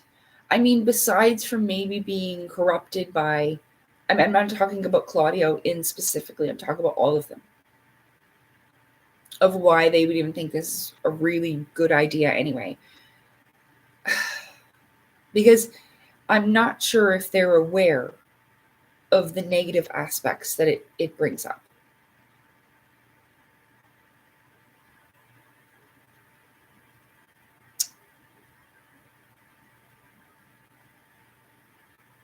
Oh, so the doggy did pass away. I'm sorry, Dom.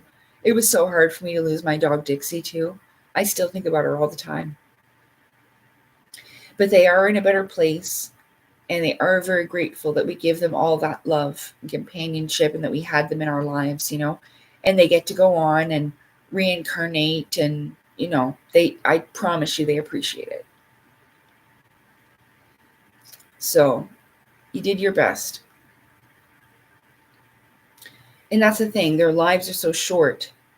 It teaches us not to be like, because I don't mean to disrespect your pain and loss, but it teaches us to love in the time that we have, because we never know when it's going to be gone.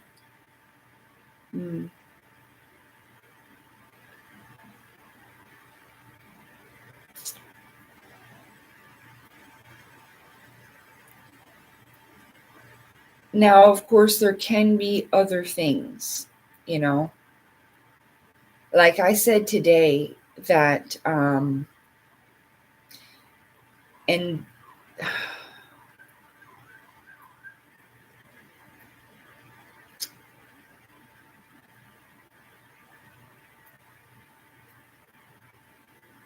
I don't know.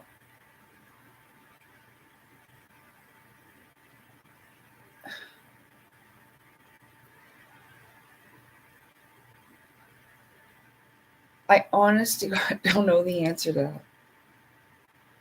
And that's kind of worrisome. And I doubt, because is it just me, or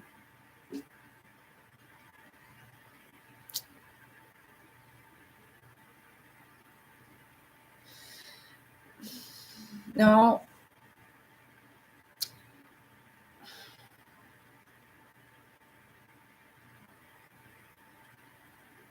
I don't remember David Wilcock always being like this.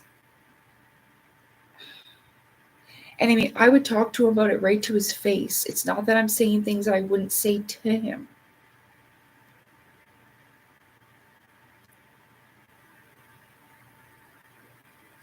If he does not know that that is not really Archangel Michael, I'm not saying it's some nefarious demonic thing or anything like that. No. But if he doesn't really know that that's not actually Archangel Michael, that's an issue. That's a problem. Even in the Gods of Eden, it explains about that. By William Bromley, explains about that.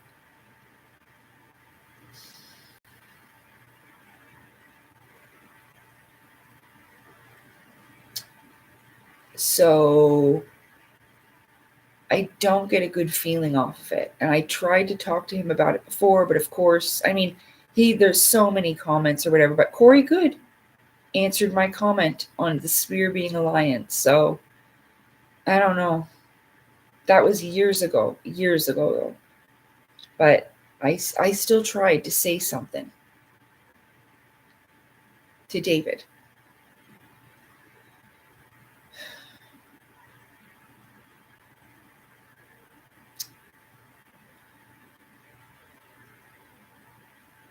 Well, see, a prophet is like someone who is outspoken and speaking the truth. I read that definition the other day, and I suppose that's the definition, I guess, Tommy, of a false prophet.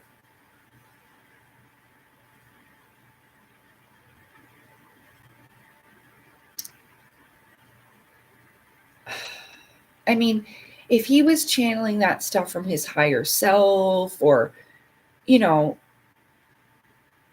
be like, okay, because look, I'll show you something.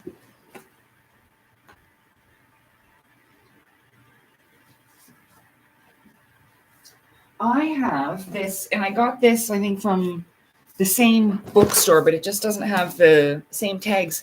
It's a book on Edgar Casey.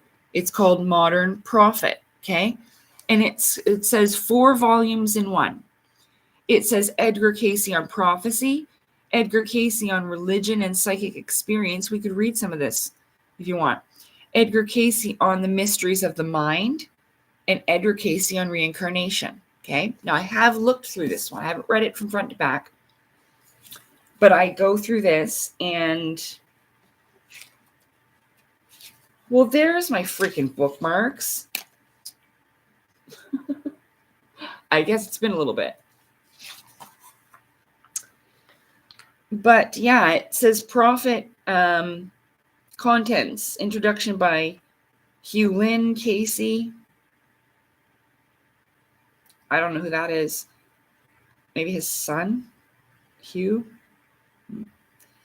Prophet of the New Age, Choose Thou, Destiny and Law, Atlantis Rising, People Rising, Destiny of Nations, For the Seeker to Know. There's that word again. The records are one. Tao-I. It's like T-A-O and then an I at the end, like Tao and then I. I don't know what that is. Carmel, A School of Prophets. The Prism Turns. Evolution, It's What's Happening. Yeah, I would agree with that. And Prophecy. So who was Edgar Casey? It starts off.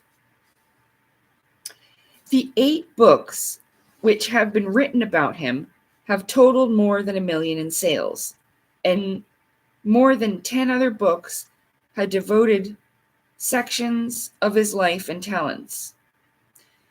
He has been featured in dozens of magazines and hundreds of newspaper articles dating from 1900 to the present. Well, not today, but in the book present. What was so unique about him? It depends on whose eyes you look at him through. Very true. A goodly number of his contemporaries knew the waking Edgar Casey as a gifted professional photographer. Another cross-section, predominantly children, admired him as a warm and friendly Sunday school teacher. His own family knew him as a wonderful husband and father. The sleeping Edgar Casey was an entirely different figure. A psychic known to thousands of people in all walks of life who had cause to be grateful for his help. Indeed, many of them that he had alone had either saved or changed their lives when all seemed lost. The sleeping Edgar Casey was a medicinal diagnostician. I can't even believe I said that right. A prophet and a devoted protagonist of Bible lore. In June 1954, the University of Chicago held him in sufficient respect to accept a PhD. Thesis based on a study of his life and work. In this thesis, the graduate referred to him as a religious seer. In June of that same year, the children's comic book House of Mystery bestowed on him the impressive title of America's Most Mysterious Man. Oh, I skipped some. Even as a child, on a farm near Hopkinsville, Kentucky, where he was born on March 18, 1877, Edgar Casey displayed powers of perception which seemed to extend beyond the normal range of the 5 senses. At the age of 6 or 7, he told his parents that he was able to talk to visions, sometimes of relatives who had recently died. Now, these are, I'm going to guess and assume he means inner visions. A lot of time when this happens to me, I'm not actually seeing anything. It's inner vision. Yeah. That's why visions is in quotations here. who had recently died. His parents attributed this to an overactive imagination of a lonely child who had been influenced by the dramatic language of the revival meetings which were popular in that section of the country. Later, by sleeping with his head on his school books, he developed some form of photographic memory, which helped him advance rapidly in the county school. Sure. This faded, however, and Edgar was only able to complete his 7th grade before he had to seek his own place in the world. By 21, he had become the salesman for a wholesale stationery company. At this time, he developed a gradual paralysis of the throat muscles, which threatened the loss of his voice. When doctors weren't able to find a physical cause for these conditions, hypnosis was tried, but failed to have any permanent effect. As a last resort, Edgar asked a friend to help him re-enter the same kind of hypnotic sleep that had enabled him to memorize his school books as a child.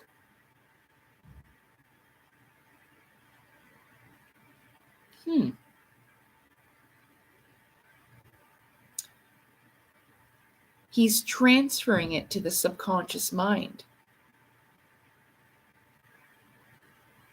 Because I've said this before. I would listen to stuff, even if I didn't really fully understand what they were talking about. Even if I had to do it a few times. And your subconscious remembers. It's like it literally is a superhuman superhero. It's pretty astonishing, but I kid you not. I've done this, and then later on,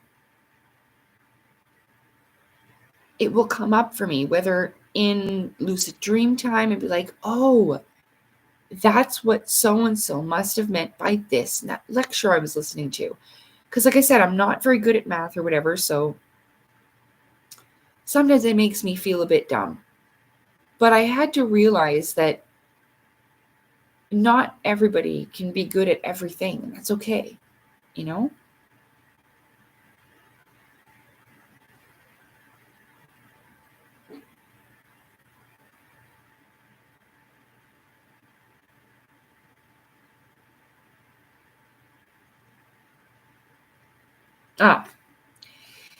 His friend gave him the necessary suggestion, and once he was in a self-induced trance, Edgar came to grips with his own problem. He recommended medication and manipulative therapy, which successfully restored his voice and repaired his system. So when he was in the trance, he realized what was wrong with him. It like came to him almost effortlessly. Yes, I know this. Can't do it all the time, though. I'm not comparing myself to Edgar Cayce. I'm just going off my own experiences so I can understand what they're talking about.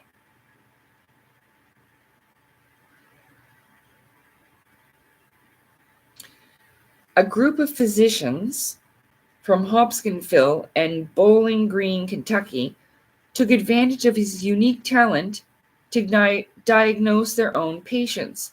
They soon discovered that Cayce only needed to be given the name and address of the patient wherever he was, and was able to tune in telepathically on that individual's mind and body as easily if they were both in the same room.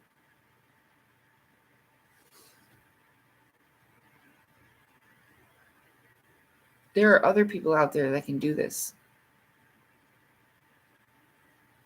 You don't even need to talk to them and they can do this.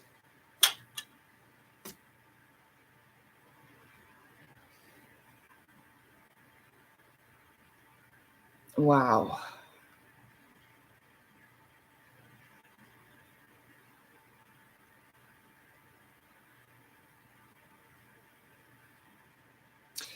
See, didn't I ever tell you that, like, I've done astral travel and stuff like that, but I didn't mean to. Like, I didn't actually know what I was doing. If I hadn't known, I would have worn, like, clothes to bed because a lot of the time I was naked. Yeah.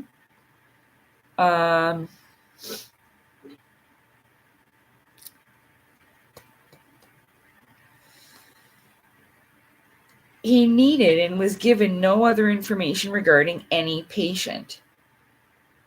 One of the young MDs, Dr. Wesley Ketchum, submitted a report on this unorthodox procedure to a clinical research society in Boston.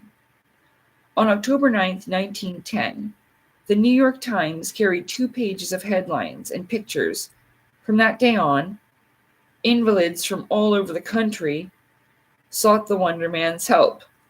Invalids.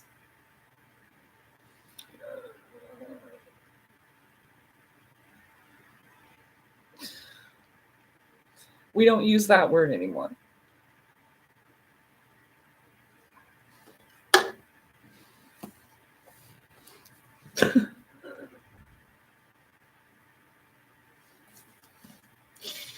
When Edgar Casey died on January 3rd, 1945,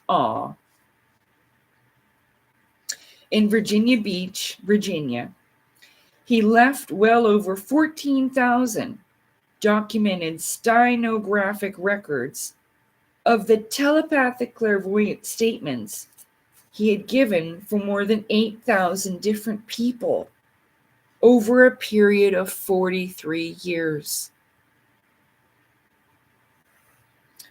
These typewritten documents are referred to as readings. These readings constitute one of the largest and most impressive records of psychic perception ever to emanate from a single individual. Together with their relevant records, correspondence, and reports, they have been cross-indexed under thousands of subject headings and placed at the disposal of psychologists, students, writers, and investigators who come in increasing numbers to examine them. A foundation known as the ARE, the Association for Research and Enlightenment, it has an address, which founded in 1932 to preserve these readings as an open membership research society.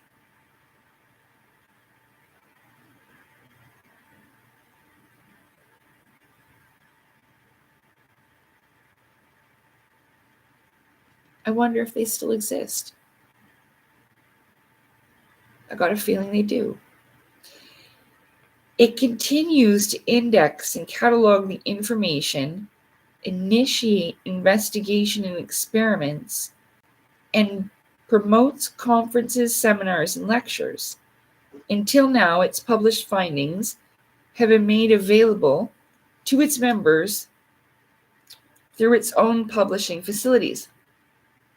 Now, Paperback Library has made it possible to present a series of popular volumes dealing with those subjects from the Edgar Casey readings, what this book is, most likely to appeal to public interest.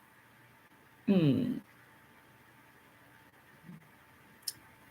this volume, Mary Ellen Carter has traced many fascinating threads of prophecy through the complicated tapestry of the thousands of individual readings.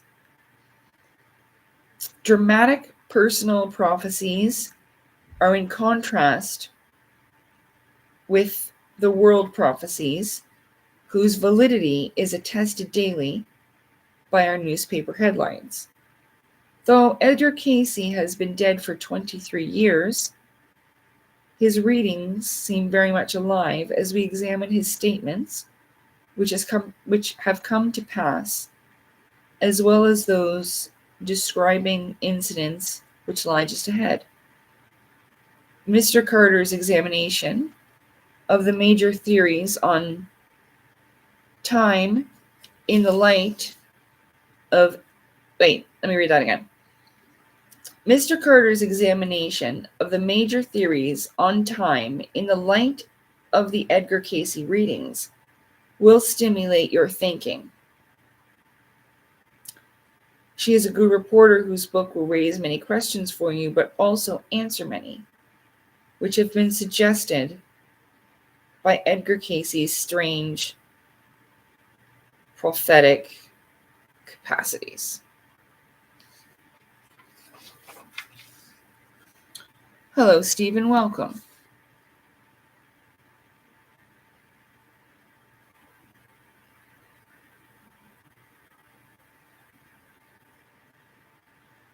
No problem.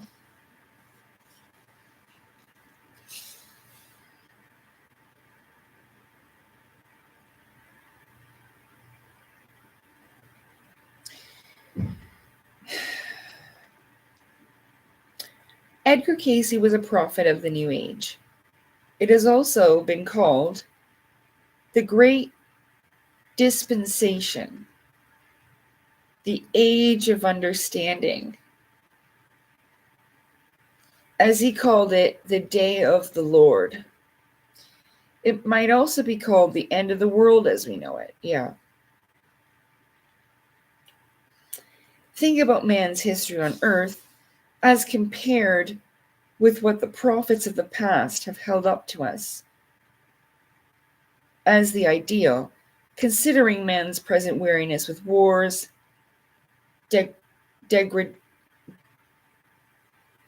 degradation, starvation, and the meaningless treadmill that is our lot.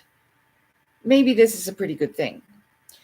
Looking through our most optimistic shade of rose-colored glasses, we think of the many changes that have already taken place in recent years, which have made life better for mankind. The changes of which Edgar Cayce spoke were to be on all levels, including international relationships, science, social conditions, spiritual growth, and man's knowledge of his mind and his inner being. True that. In all this we find was a clear sound. In all this we find was a clear sound of the ringing bell of hope, and not of doom. We face a glorious age of expansion and growth, because dispensation means special exemption, release from obligation. Not that we're worth it, but that God is good. During his lifetime, Edgar Cayce provisioned the vicissitudes of the of the, of the Great Depression, pointing out its reasons and its ends. He warned of America's entrance into World War II unless she prayed and acted as she prayed. He foretold the New Age dispensation, which he said would come when those who are his have made the way passable and man's history is folded up. He was a world prophet, speaking for all the nations, for ancient nations long forgotten by man, like the extraterrestrials, and for the future centuries hence. He spoke in terms of the long view in which he himself had been a prophet in at least one past life, and foretold that he would return again in 2100 AD, remembering his identity as Edgar Cayce. So he foretold his own coming. Wait. Well, we're not quite there yet. That should be a very interesting time for him to come back. If we're at 2025 right now, I might be alive to see him return.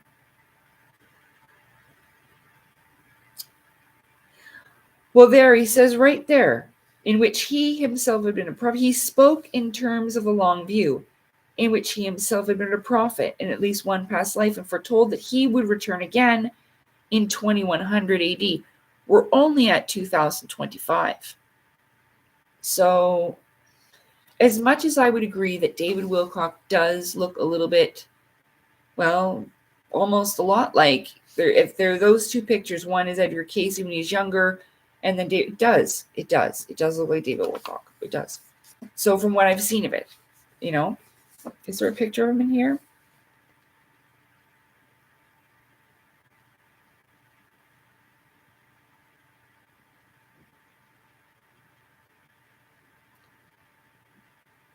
There's a little note.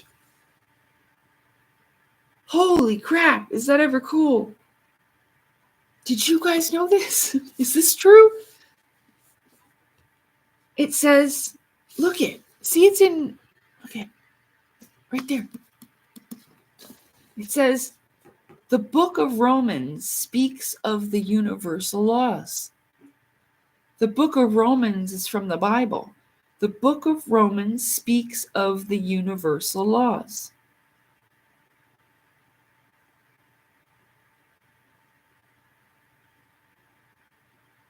Does it? Woo, woo, woo, woo, woo, woo, woo. Okay, where the fuck was I? Goodness.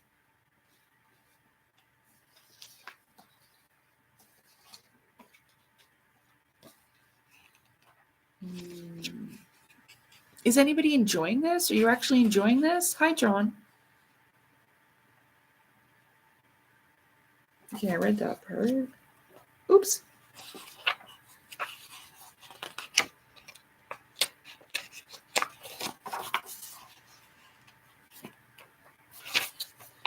Prophet of the New Age. Da-da-da-da-da. 2100 AD. Remembering his identity. In January 1945, Edgar Casey stepped through God's other door, as he often called death. Well, the exit door, yeah. And in 5 months, World War II was ended. It seemed the end of an epoch during which he had lived to bring what many have taken to be an unmistakable message of God's love to the world during its worst trials in modern times. And from then on, his message was enough to carry us into the millennium. As we look back 23 years later, we see that man had then needed a prophet, and that Casey said what had to be said just in time.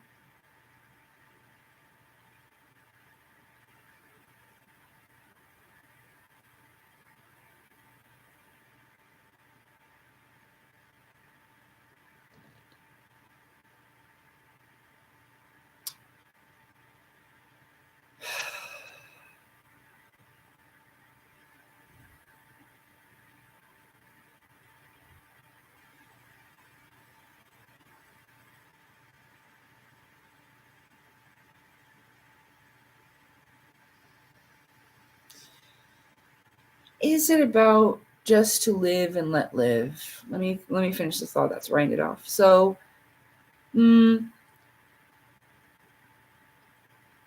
if I didn't, and again, this is just me expressing myself, not condoning or condemning anything, okay? If I didn't, when I said I found David Wilcock's book, The Ascension Mysteries, at that time, because this was a while ago in my spiritual journey.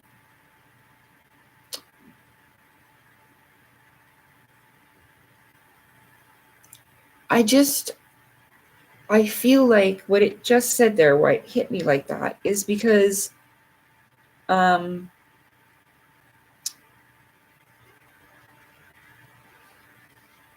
what had to be said just in time. So again, I can't agree with how everybody does everything, but if I didn't read that book at that time, if there wasn't, I can't say that it didn't cause negative aspects too. And, I remember once David had convinced me and a lot of other people that there was something going to happen. And I ran out and got a whole bunch of supplies and, extra food, canned goods, water, because there was supposed to be some emergency event or whatever. I can't remember exactly what it was, but anyway, bullshit like that. But I don't know.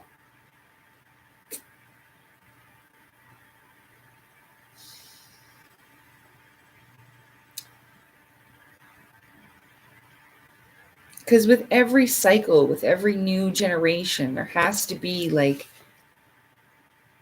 a prophet isn't like, don't think of it just as in religious or biblical terms. Oh, do I have to look it up again? Oh, French fry.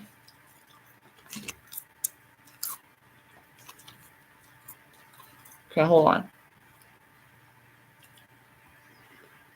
Prophet.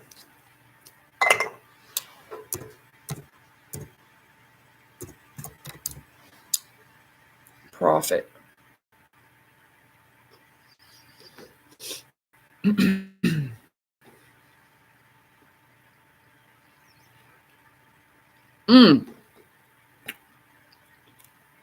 Meaning, sorry, trying to joke.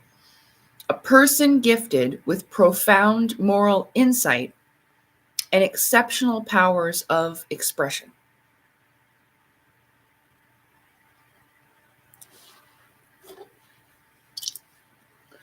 I have fries stuck in my throat.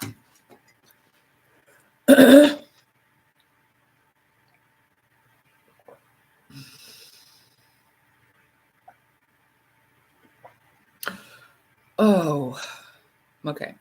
It just went down really slow. I was like, ah. They're dry and cold, but they still taste good. Okay. So, in terms like that. Oh, hi, Phil.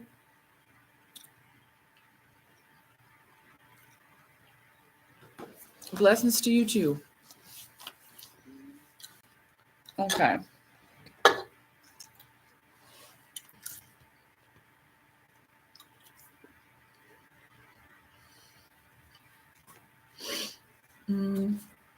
Right. Like prophetic passages of the Bible, Casey's forecasts could become a relic of the past, which generations of the future might remember as a curiosity and a strange myth of the 20th century. Or they could serve to be the source of hope to generations wiser than we. Unlike most prophets, he spoke in a self-imposed hypnotic trance and did not know what he had said until he returned to consciousness. It's because it's his subconscious, his higher self, his future self. He depended all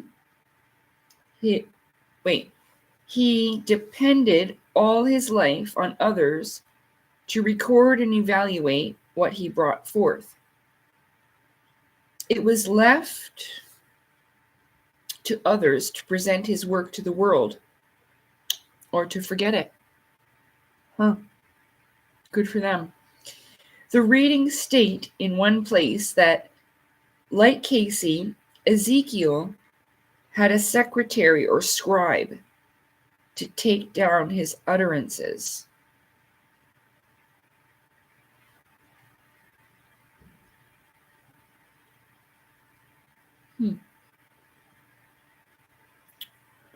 Also, like Ezekiel, he spoke forcefully of our social ills. He predicted the present race riots and labor troubles as inevitable, and less regard was given the underprivileged, and unless regard was given the underprivileged and disadvantaged. For too long, the social and economic sins of America have been covered up, as in the days of the ancient Hebrew seer. Wait, did I skip a line? Hebrew seer. Okay, when God likened the hidden evils of Jerusalem to a wall that had been daubed with whitewash. If you had compared Edgar Cayce with Ezekiel to his face, he would probably have laughed. His self-image was not such that he ranked himself with the major prophets, nor even called himself a minor one. He was a Southern Presbyterian Sunday school teacher, a photographer by profession. He was a family man, and then there was this matter of being psychic. Oh, that. He was a kind of wonder about it all. Like everybody else, he was never able to hear himself say all these wonderful, frightening, joyous, terrible, crazy, un-Presbyterian-like things recorded by his secretary, whose accuracy his wife confirmed. But all other psychics of this age, however, by all other psychics of this age, however, he is acknowledged generally to be the greatest among them. In a public talk given in July 1967 to a Virginia Beach audience, the beautiful prophetess Jeanne Dixon said of him, Edgar Cayce is the expert. She had been asked about predictions she had made regarding many Earth changes in the future, which agree with those Edgar Cayce made. He said that he would return in 1998 as a world liberator if he so desired. In 1998. If he so desired, to help bring about the new age.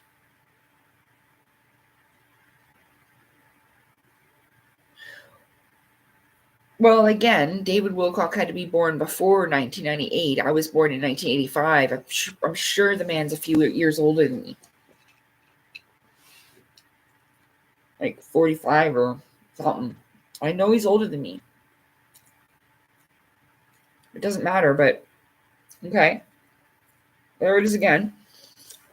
As a world liberator to help bring about the new age. It is not fitting, then, that these old souls must return. Is it not fitting, then, that these old souls must return? States this message for Edgar Cayce himself, as this priest may develop to be in that position, to be in the capacity of a liberator of the world and its relationships to individuals in these periods to come, for he must enter again at that period or in 1998. I don't know what that meant. Oh, well, I'm just comfortable in my hat now, but I'm not that cold anymore. It's warmed up, but I like my fluffy hat. It has a furry knob on the top, a furry ball.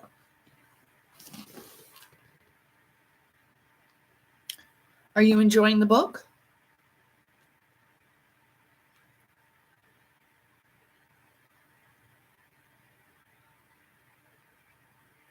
Hello?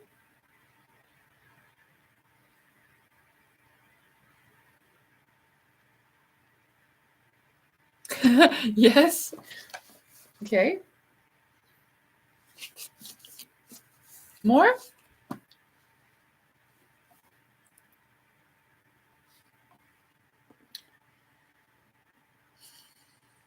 Furthermore, this will also be a time of liberation for Cayce.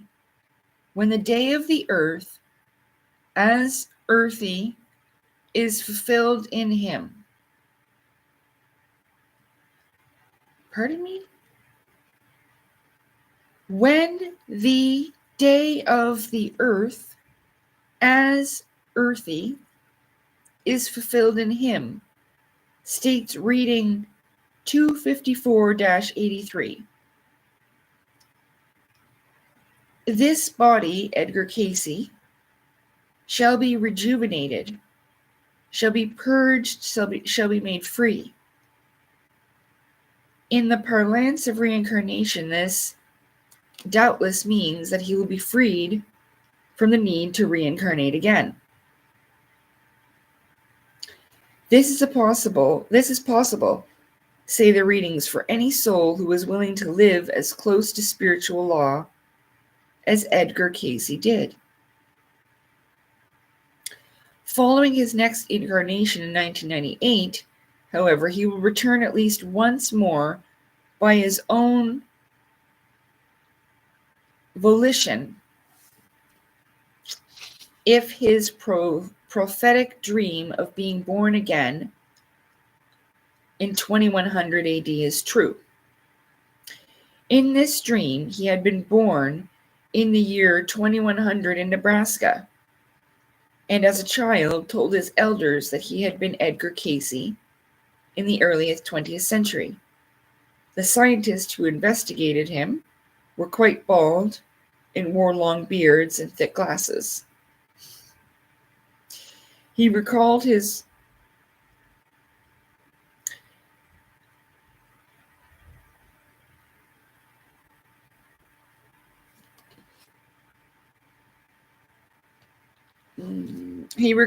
former home states of Alabama, New York, and Virginia.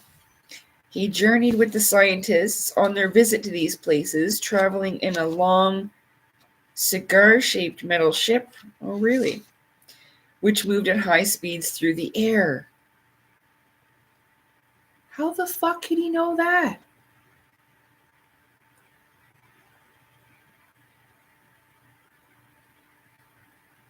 Cool.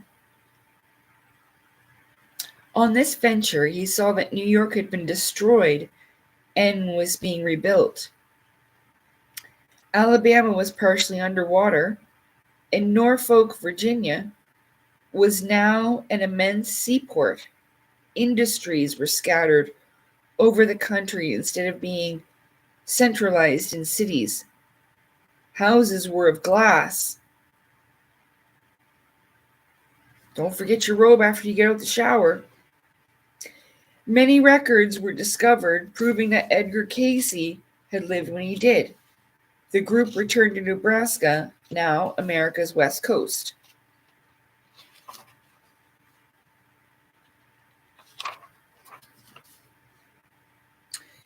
The world was at a low ebb in its history in 1936 when he had this dream, and it was also a personally difficult time for Edgar Cayce. He, his wife Gertrude, and his secretary Gladys, those are some old names, Gladys Davies, had just gone through the humiliating experience of being arrested in Detroit for practicing medicine without a license. The court trial ended in their favor, but it had come after months of uncertainty. And as a result, Cayce had suffered in mind and in body.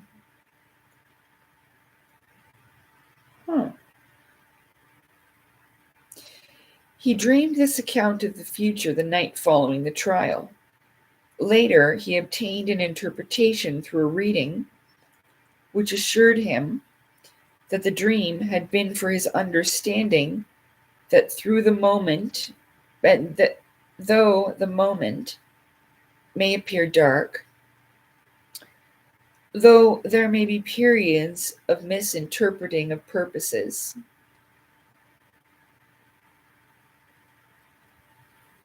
even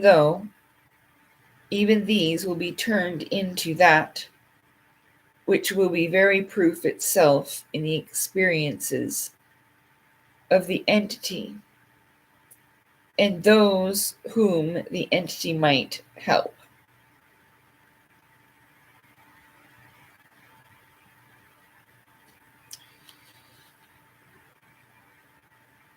Though the very heavens fall, though the earth shall be changed, though the heavens shall pass, the premises in him are sure and will stand, as in that day, as the proof of thy activity in the lives and hearts of thy fellow man.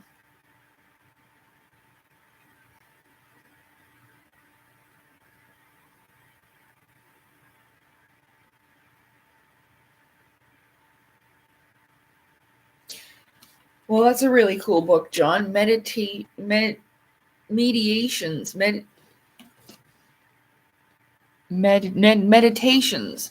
on the Tarot, a journey into Christian Hermeticism. Oh, it wouldn't be a light read, but it's going to be a good read most likely, unless it's really dry. But hopefully you will enjoy it. If you can only just take it in little bits, that's fine. Just read it in bits so it doesn't give you a headache. Where was I?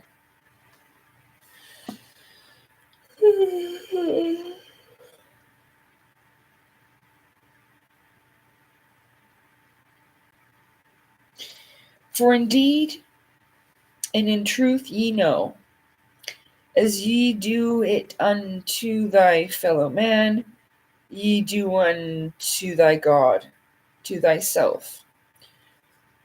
For which self-effaced God may indeed glorify thee, and make thee stand as one who is called for a purpose in thy dealings, in thy relationships with thy fellow man. Be not mindful that he is nigh unto thee. In every trial and every temptation, and hath not willed that thou shouldest perish, make thy will then one with his, be not afraid. As one might suspect, he also had some rather unusual experiences while in the waking state. He lived as a child, Edgar Casey lived as a child, in Hopkinsville, Kentucky, the life of a typical farm boy. At 12, he became very religious and spent many hours reading the Bible and praying. One evening, after he had gone to bed, he awoke to find his room full of light. I thought that my mother had entered the room with a lamp, he told friends years later. He then realized that the figure which he saw was not that of his mother. I heard a voice speaking to me and was told that a power was going to be given to me to help others if I used it properly. The next day I found that by losing consciousness of it by sleep after reading or hearing read a lesson, I could remember it all when I awoke. After this, Casey advanced rapidly in school. After the 7th grade, he had to quit his formal education and go to work, however. He gave his first reading for himself at 21 to find out how he might regain his voice, which he had lost a year before. The reading was his first psychic diagnosis, describing a congestion in the area of the voice box. The suggestion was given that it could be cured by increasing circulation in that area. He regained his voice at once. When news spread of this, people came to him for readings. Newspapers publicly followed. When he was 33, Dr. W. H. Ketchum became interested in him and cooperated with him in diagnosing and curing ailments. For many readings required the skills of a physician to carry out the suggested treatments.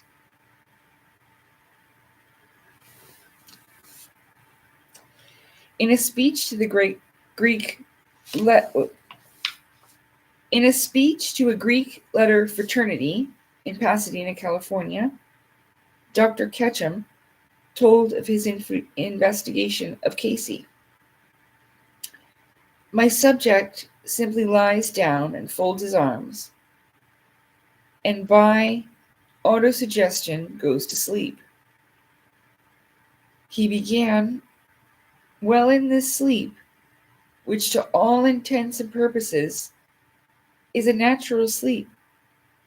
His objective mind is completely inactive, and only his subjective is working, subconscious. Typical headlines of the earliest newspaper accounts stated, "A literate man becomes a doctor when hypnotized." Well, that's nice.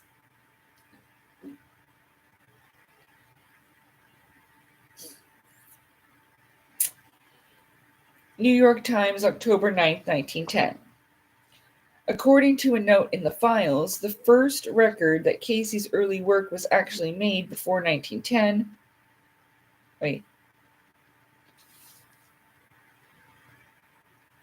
According to the first note in the files, the first record of Casey's early work was actually made before 1910, but that year seems to be the beginning of his public service as a psychic. He had learned photography and was anxious to succeed in that profession and to live a normal life. His marriage and the arrival of 2 boys certainly were reason enough for him to want a stable and secure life for himself and his family.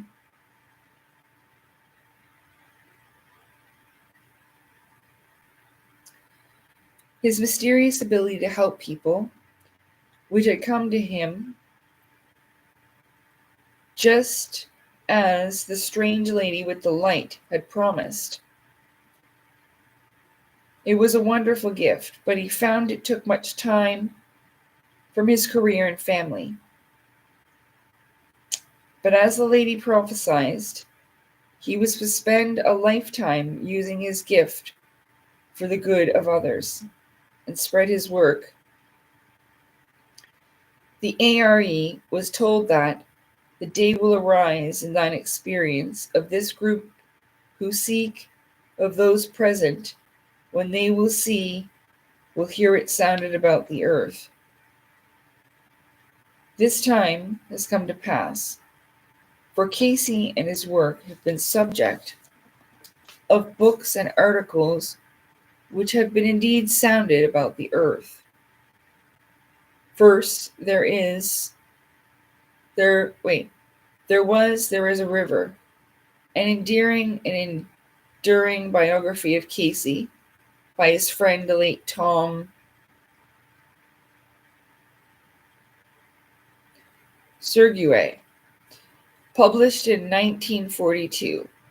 Others followed. And at present, Jess Stearns. Hey, Inner Mystic, good to see you again. I hope you're well.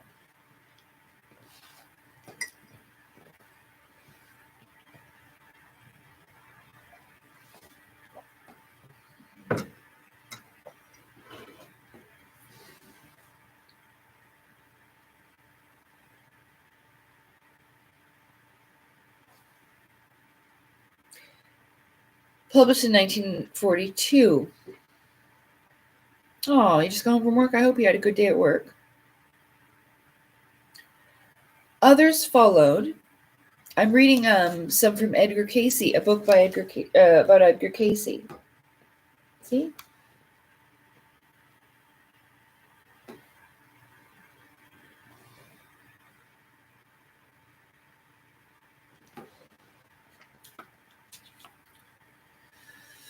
Yeah.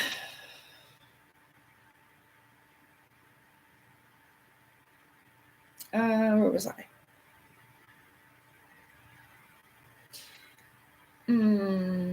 Others followed, and at present, Jess Stearns' Edgar Casey, The Sleeping Prophet, has been a bestseller for the past year. Since its publication, interest in and knowledge of Casey's life and legacy, with 14,000 readings, has mounted. Membership in the association has tripled, and inquiries are swamping the ARE offices. People who never heard of Casey before 1967 are reading of him, talking about him, and speculating over the many new ideas his life represents. Foremost among these, of course, is reincarnation. I don't know whether I believe in it or not. A housewife told me after reading about Casey recently, but it's an interesting idea. There are many such interesting ideas in the files, which are awaiting pursual of the kind of scholars and researchers, or just plain folk, who insist on leaving no stone unturned in the search for the answers to many questions. Casey wrote to a friend in July 1926. Of course, don't everybody agree with what the readings say? Won't everybody try them all out? And under the circumstances and conditions, I wouldn't blame you one bit. He had a very realistic outlook regarding his gift. He was just as much in the dark as anybody when he opened his eyes after a reading. But he had also the gift of faith, which anyone can have through prayer, reading the Bible, and doing the right thing day by day. This was all he asked of himself and others. But he knew also how much patience this daily regime took. He received letters from people for whom he had given readings, attesting to the rewards they had brought. A friend who had lost his job wrote, When I look at these readings that have been given me, when I look at these readings that have been given me for health, life, and work, and see how they come jam up the line, I'm made to know that they cannot be doubted. I think I'm getting tired. Am I fucking reading that wrong?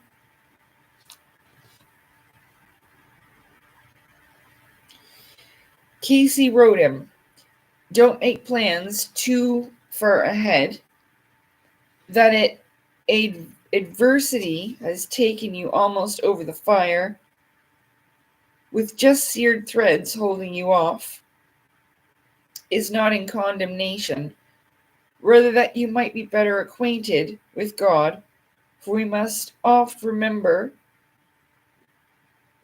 that though he were the Son, yet he learned obedience through the things which he suffered. Oh, yeah, true that. This man must have had a prophetic bent himself, for he replied, where a man, country, nation, or any organization works and keeps the will of the Father, no power is greater than he.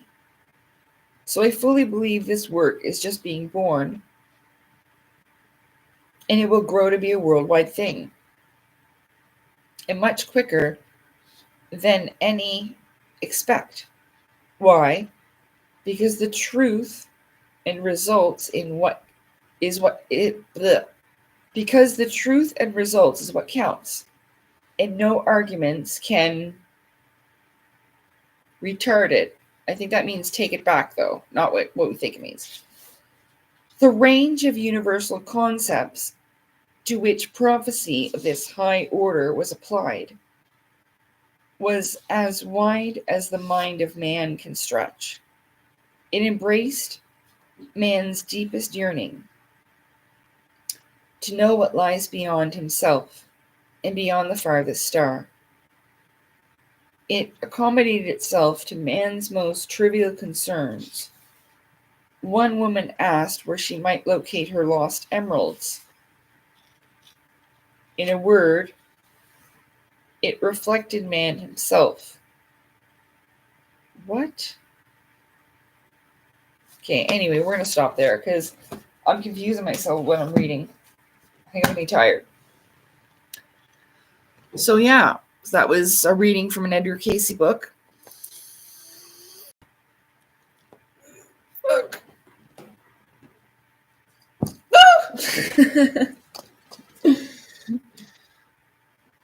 Bombs away. Yeah, I don't know. Well, what's going on, everybody? You don't have anything to say? You were just listening to me, eh? Probably somebody fell asleep while I was reading.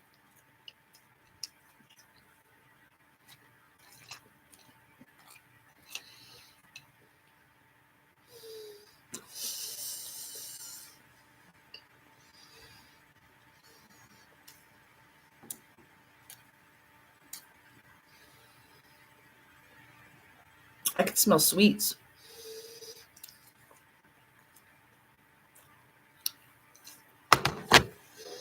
Oh, it's me. It's my perfume smelling like vanilla.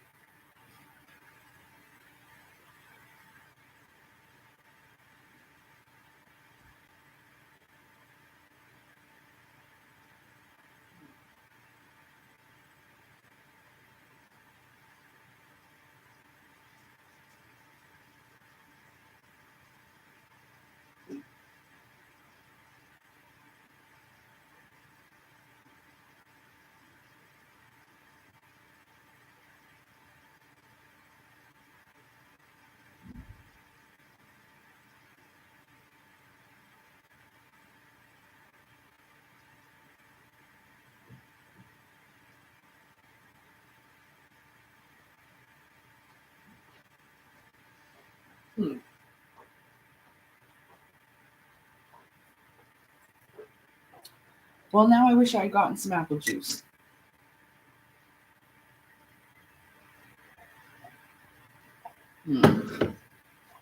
Apple juice.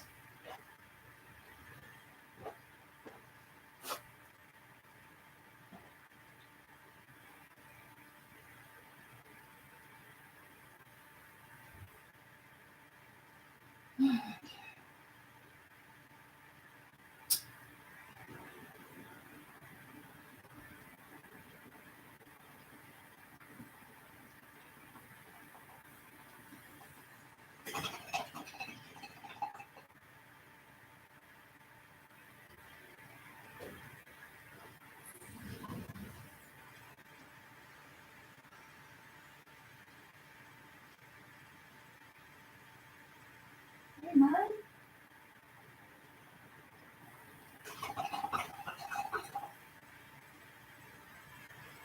Wait, you want me to let you outside? It's a big storm. Yeah.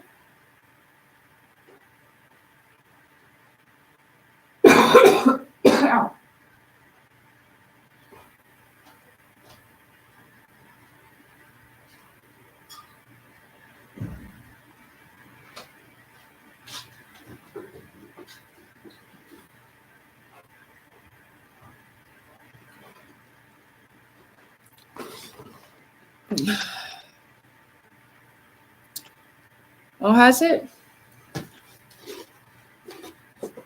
Well, I hope it gets better for you. Does anybody want any wishes?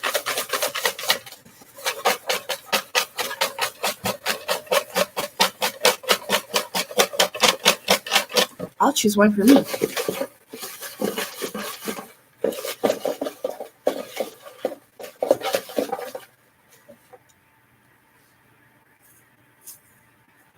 Protection in times of need.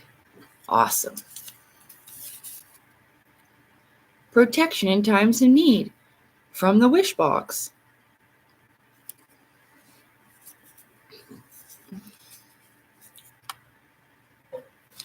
And I'll take one more. Hi, Mary.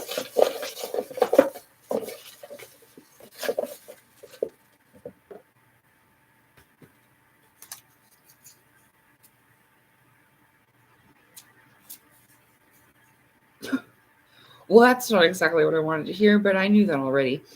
To see the reality of your situation and the courage and strength required to change it. True that. Yeah, I know. I know I have to do something more with my life. I know. And that's what I was going to talk about. Like, I was thinking about,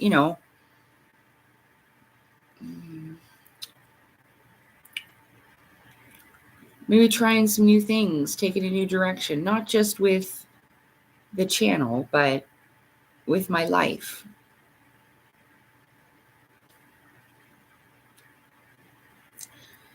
In order to work up to being able to let the marijuana go and everything, I have to, and not require it anymore, even mentally. I have to work out, diet, exercise, socialization, things like that.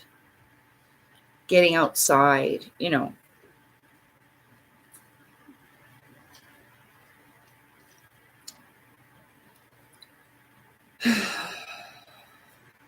I mean, it's not like I don't exercise at all. I go for walks and I do dancing in my house and stuff.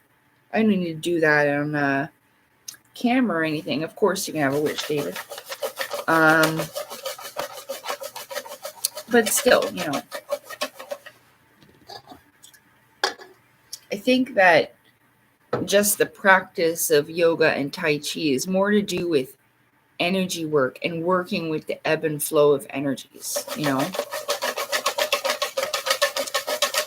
That's more so what it's about. And I think that that's a problem for me. Sometimes the energies will get stuck.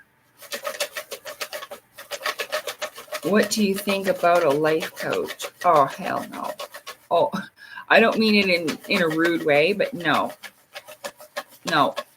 This is something I have to do on my own because I have to learn it. Nobody can really teach me. I have to teach me the way to do it. I'm that kind of person. I'm that kind of learner.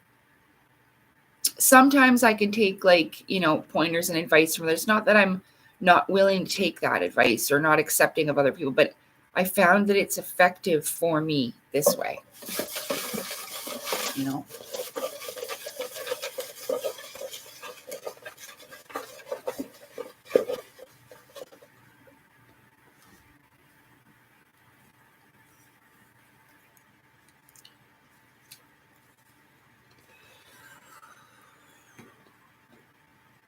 David, I wish for you that you love yourself unconditionally for the soul you are.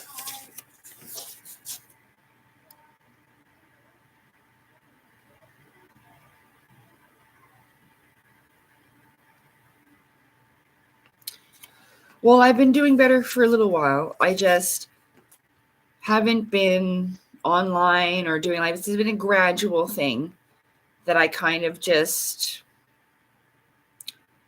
slid into without really realizing, but it's been a good thing. I talked more about that earlier on in the live.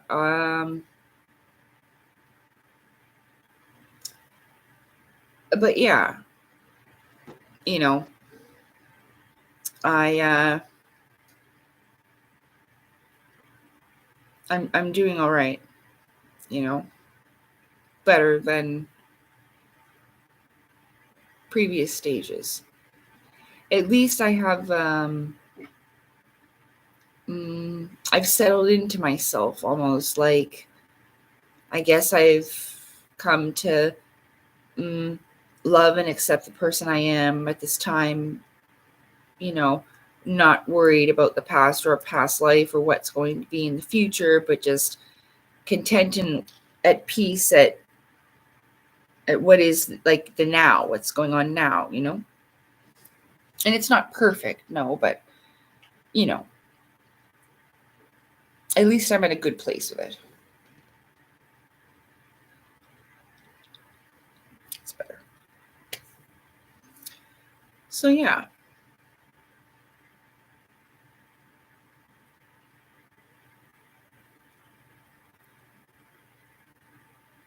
Good. Well, does anybody else want to wish or anything? I don't know. I might just go and take a nap.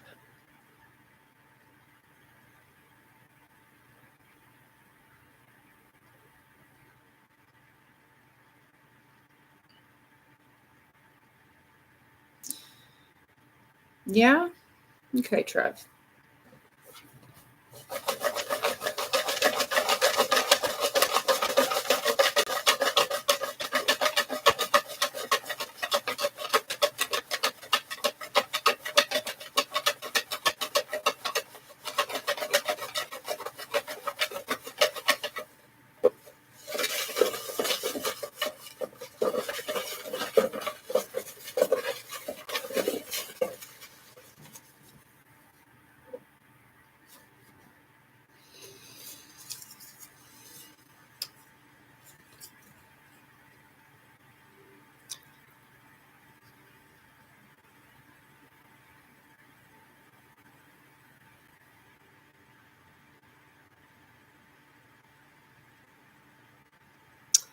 Trev, my wish for you is that I wish for you to find the greatness within yourself and share that with others.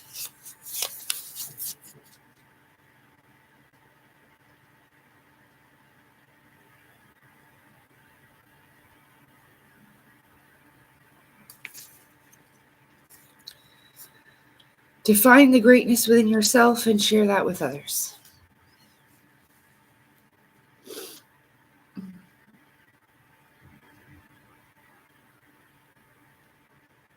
You're welcome. So yeah.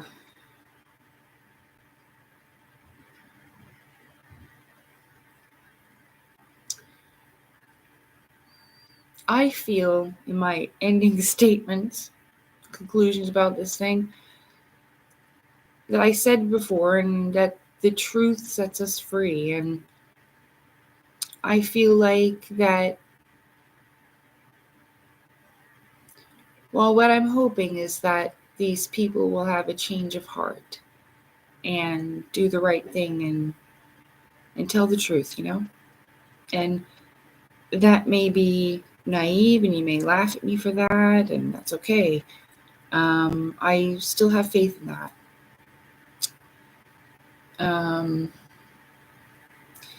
But again, I am not naive about how crazy and possessive people can be about money and power.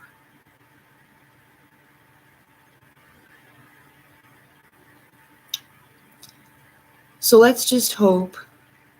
Well, Frodo didn't actually throw the ring into the fire in the end of Lord of the Rings. It was Gollum that bit off his finger and then threw himself and the ring into the fire. So,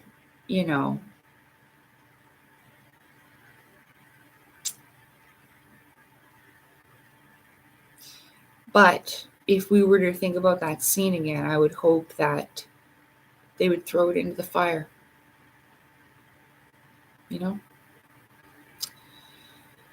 So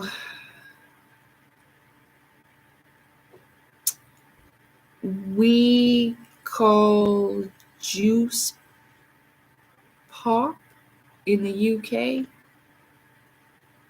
You mean what? You mean like soda and pop?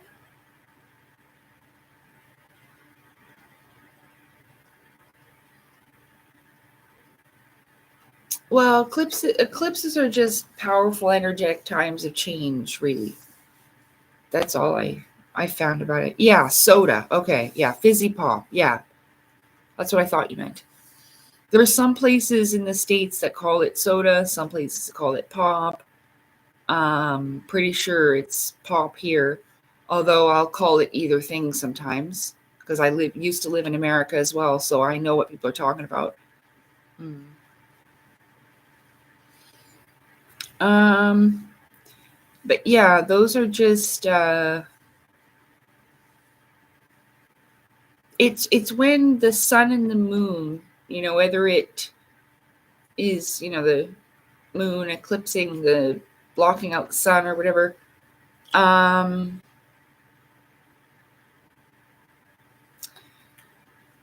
yeah, just a high energy time. I'm not really all that well versed in astrology, and even though that apparently really is important to pay attention to, I can't seem to grasp it all that well. Even when I'm watching Santos Bonacci and he's showing the astrological chart and there's all these lines going through, like it almost looks like a triangle geometrical shapes because there's so many lines. I find that to be a little overwhelming, and I tried very difficult, like I'm trying to figure it out, but like I said, I have a hard time with it. So it's okay if you don't really understand it. Hey, dazzling chick, how's it going? Good to see you, hon.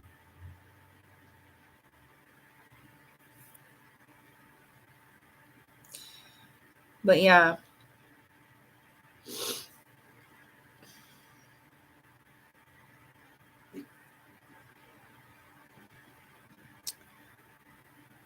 Ooh, um, you did. You did. You were late, but you made it. I've been on for about 3.5 hours now, and I'm kind of getting tired. So,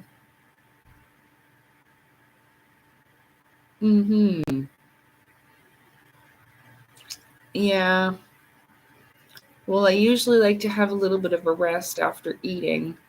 I'm gonna finish the rest of the food after. I have to heat up the rice now, and well, the salad wasn't that great. I can eat some of the salad, I guess, a little bit more, and then I'll go. I gotta close the door because Marvin's back inside anyway. Ouch. Jeez. Marvin? Marvin? Oh, there you are, Marvs. Running around. Merman, hey baby merman.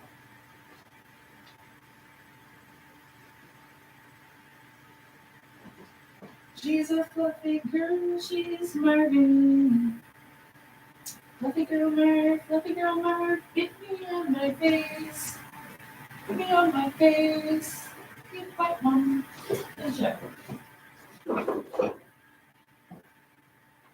You're a face biter.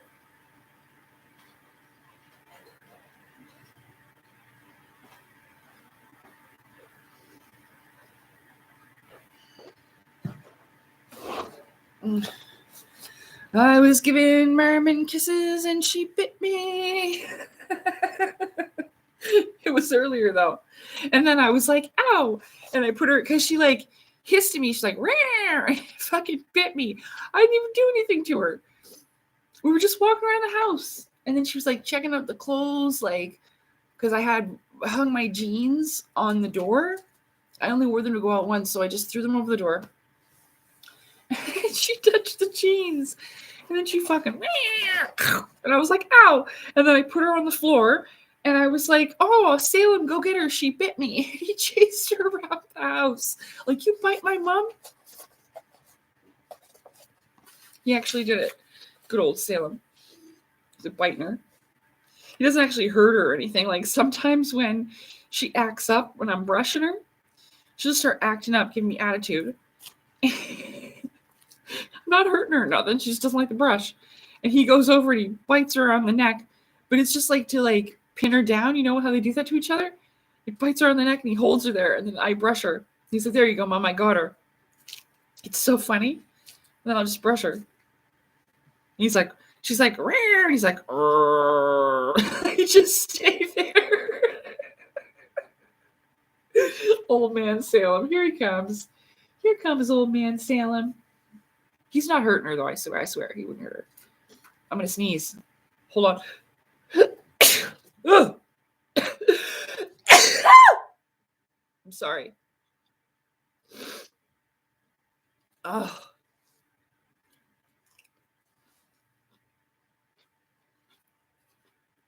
Mm.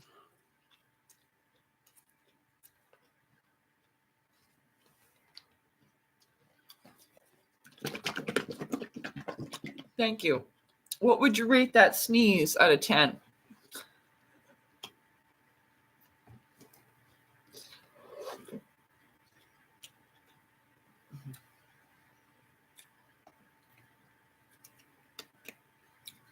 This is an Asian sesame dressing, and it's so freaking good. I love this kind. A 6. Yeah. No, it wasn't a 10. Okay, a 6. Most of the time, I sneeze about 5 times in a row. Just achoo, achoo, achoo, achoo.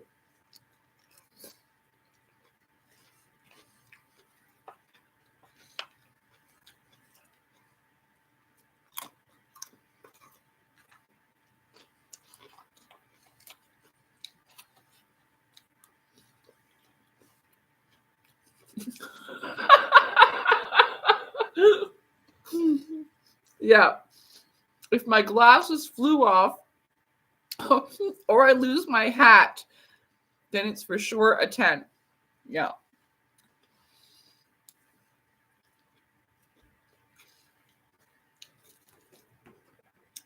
I always think it's not funny that people slip and fall, but I watch doorbell cameras on YouTube videos, like ring bell caught on doorbell camera. And there was a man taking out the garbage and he slipped down the front steps. But when he slipped, he launched his sandals off of his feet out into the yard. And that was the funniest part. The fucking shoes. He was like, whoa. And the shoes were like, whee. Out into the yard. He lost both sandals. Salem's in my food bag.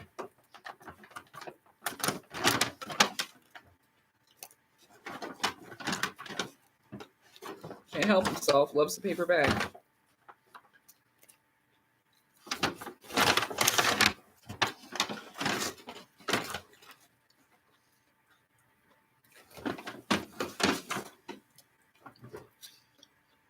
The other day, instead of saying water under the bridge, I said, bridge under the water.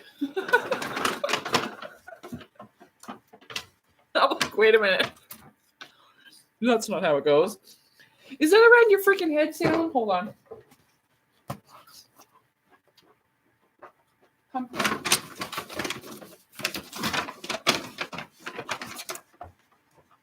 How did you do that?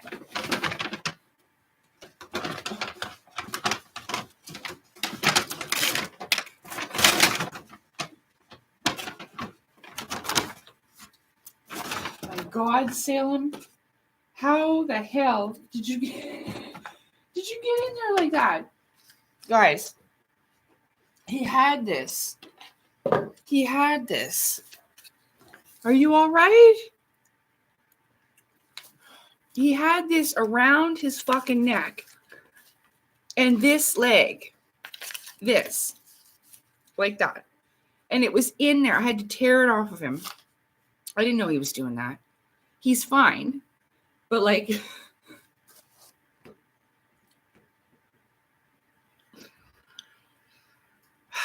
this is why I don't like bags like that.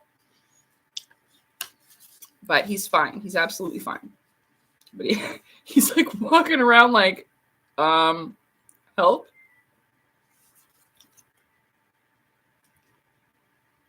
Is that my cell phone?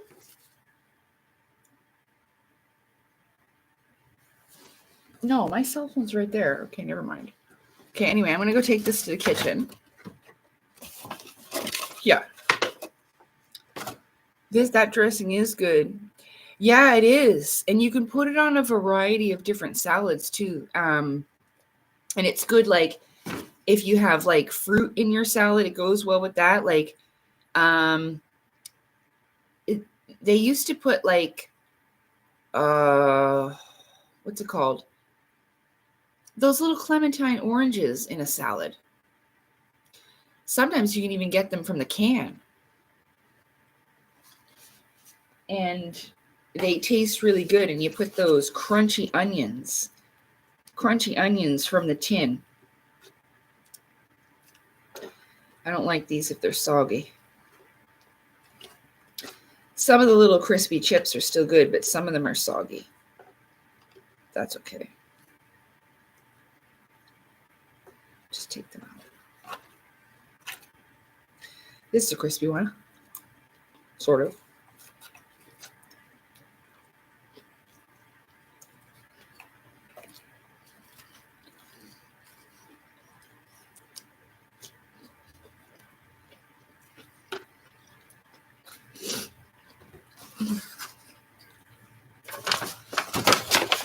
That's why you can't leave stuff like this on the floor.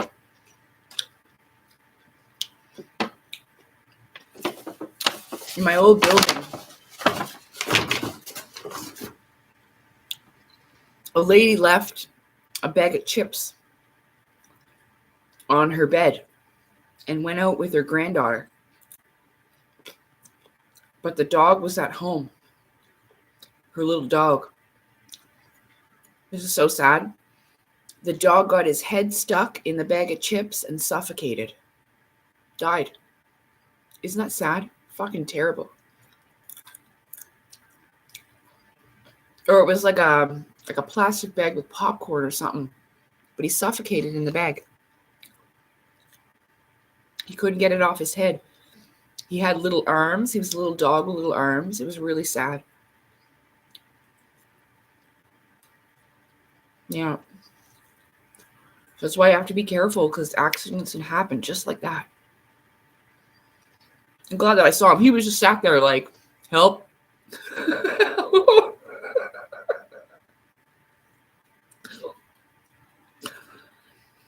Oh, you can always count on Salem. If you leave the groceries on the floor, he's getting in them. Here I come. Boom, boom, boom, boom, boom, boom, boom, boom.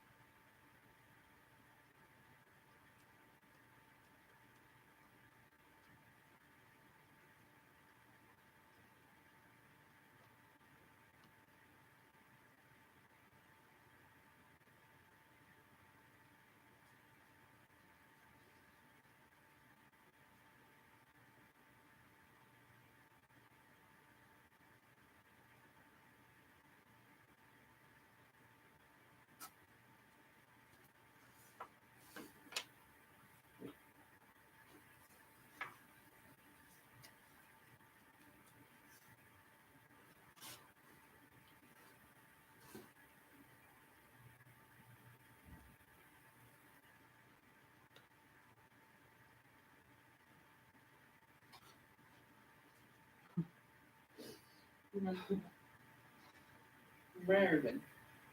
Attack him on Marvin. Okay?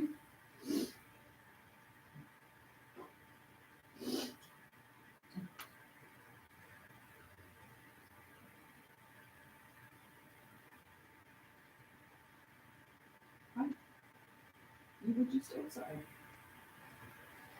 I think it's cold in here. Old Marvin. Old McMumbider Marvin. Hey? What'd you bite me for? Huh? What did you bite me for? You don't love me.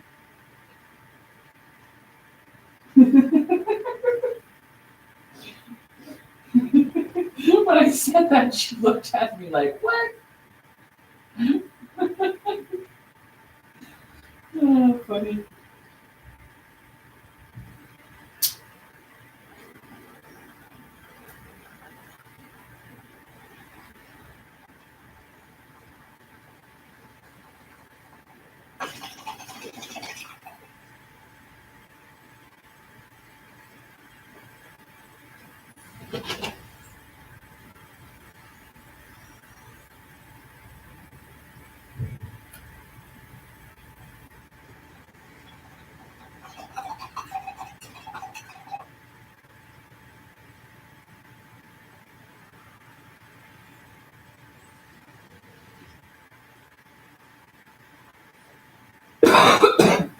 Well,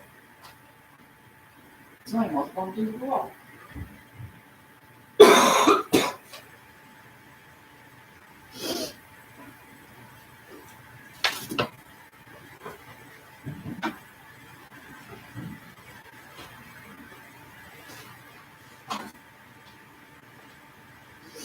Alrighty.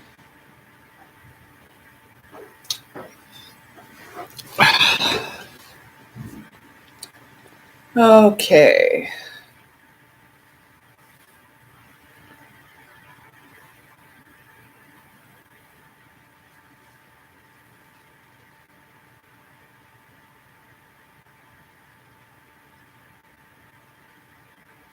Oh, thanks, David. That's nice of you to say. I appreciate that. Well,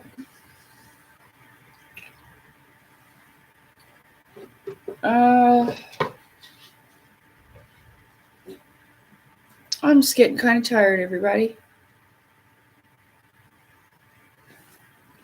There's not really a lot going on. I know I look like a bank robber. But that wasn't with intention. I just went out and, this happened to be the clothes I have left. I don't want to wear jeans in the house, and so they're uncomfortable. So I got these black pants, but my gray ones, I couldn't find them. They're probably somewhere. I got tons of stuff, but anyway.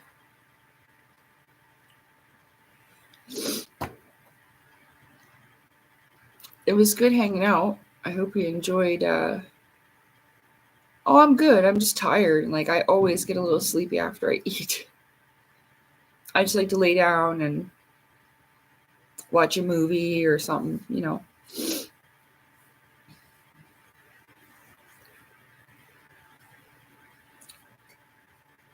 So, yeah.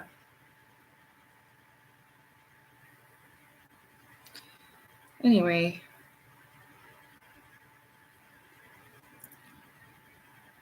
Well, this isn't a cat nap. When I take a nap, I sleep for 3 hours. Yeah. So if I'm going to sleep, I can't sleep. I got to sleep for like 3 hours. If I can't sleep for about 3 hours, then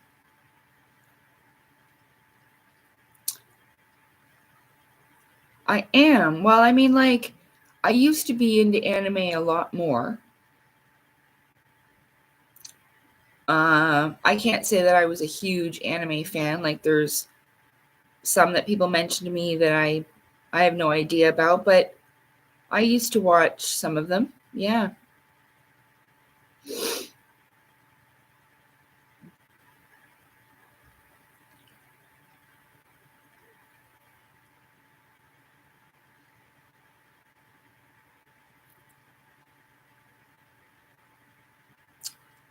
I said I was watching He-Man. It's kind of an anime-ish, but not traditional. Like, I just spend my time, no disrespect, but I just spend my time these days. Like, it's not like I would be opposed to watching it. Like, if someone were like, oh, do you want to watch this, whatever anime? I'd be like, sure, you know. But I spend a lot of my time now. They do. Yeah, I'm fine. I'm fine, David. I'm just getting tired. That's all. I'm totally fine.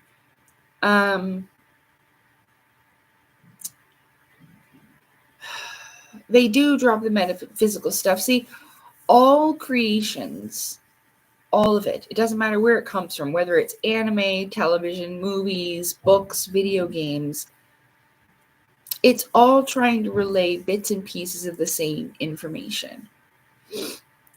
Sometimes, it may be known or unknown, because even when I was writing without knowing some of the stuff that I do today, that's incredible to me. Like, it doesn't matter what anybody else thinks about that. It's incredible to me. They may not have known, some of these creators. So who knows? Maybe they did. I don't know. But the point of it is that it's all relaying this truth. It's so you can have some basis in your mind when you hear this information later in the future, like when I thought about Xenosaga and the Zohar. When I heard about the Zohar again later on in life, I was like, wait, that thing in Xenosaga? Yeah. So that's its purpose. And it's cool because, I went through stages of it. At first, I thought it was some type of nefarious plan or plot. It's not really. It's just helping people to remember these ancient teachings and universal truths. And really, like I said with the whole flat earth rounder thing, it doesn't really matter what you decide on. It just matters about about being adaptable to change, to be able to change your mind and be okay with that change. It's more so how to deal with thoughts and ideas and perspectives. In a way, it helps you shape your own perception of things, how you see it, how you create your reality.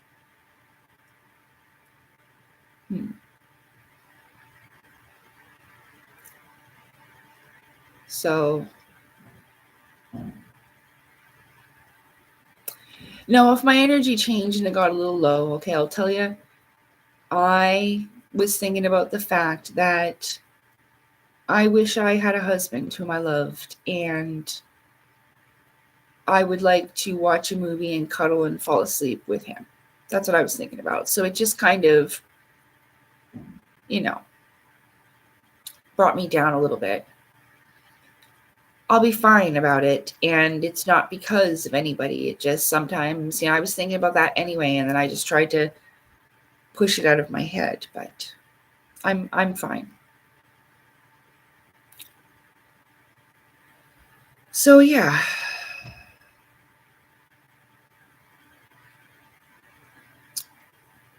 I hope you enjoy your weekend. I will get to finishing those updates on my book when it's meant to be, because I don't know. I haven't been able to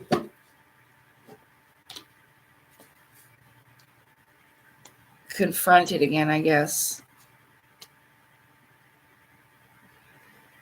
I don't even know why it's such a big deal, but there must be a reason.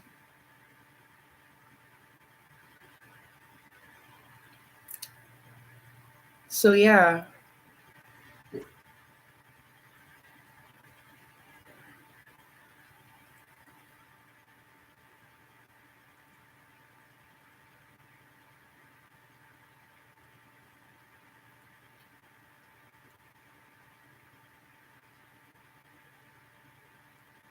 Final Fantasy The Spirits Within just didn't have the traditional Final Fantasy feel, which is what people were expecting. And I think that's why it has such a negative like a lot of Final Fantasy fans don't like it. It's not just me. But that's the reason. It's not that it was a bad film. It's just that, because I remember we talked about that before. It's not that it's a specifically bad film. It's just not in the realm of what we're used to as Final Fantasy. So a lot of people were disappointed. That's all. Yeah.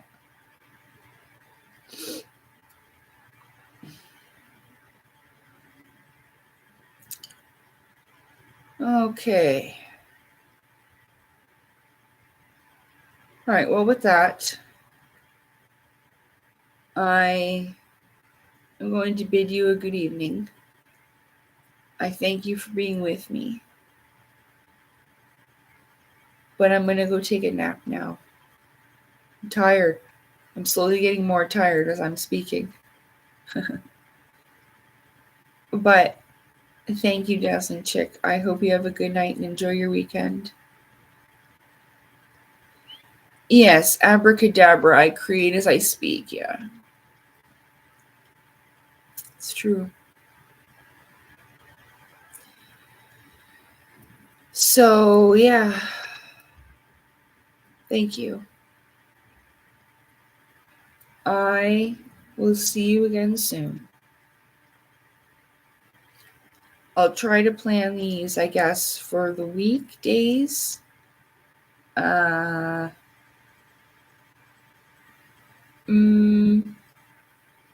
Maybe around 4-ish. That seems to be when more people were available. And I can do a couple of hours chit-chatting, reading, playing Hangman or whatever we're going to do, just hanging out or whatever. That is doable for sure. And I enjoy this time hanging out together. I thank you for eating with me. And you too, Intermystic. Enjoy your weekend. And yeah, my voice is getting sore too. And I will talk to you all again soon. Be well. Take care. Bye, Precious Silver. Thanks for sticking with me. You've been around this whole chat. I appreciate you. Have a great weekend, David. Take care, okay? I hope things get better for you and you're able to eat. Like I said in the beginning of the chat, I was going through some fasting, but it wasn't really under my control.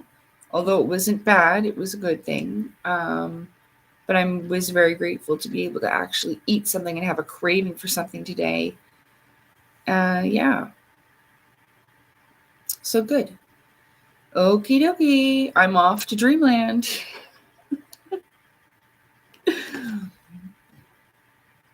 Bye. Oh, I gotta say bye in the chat. I always forget to do that. Okay, hold on. Take care. Bye. Oops. There. Okay. Bye.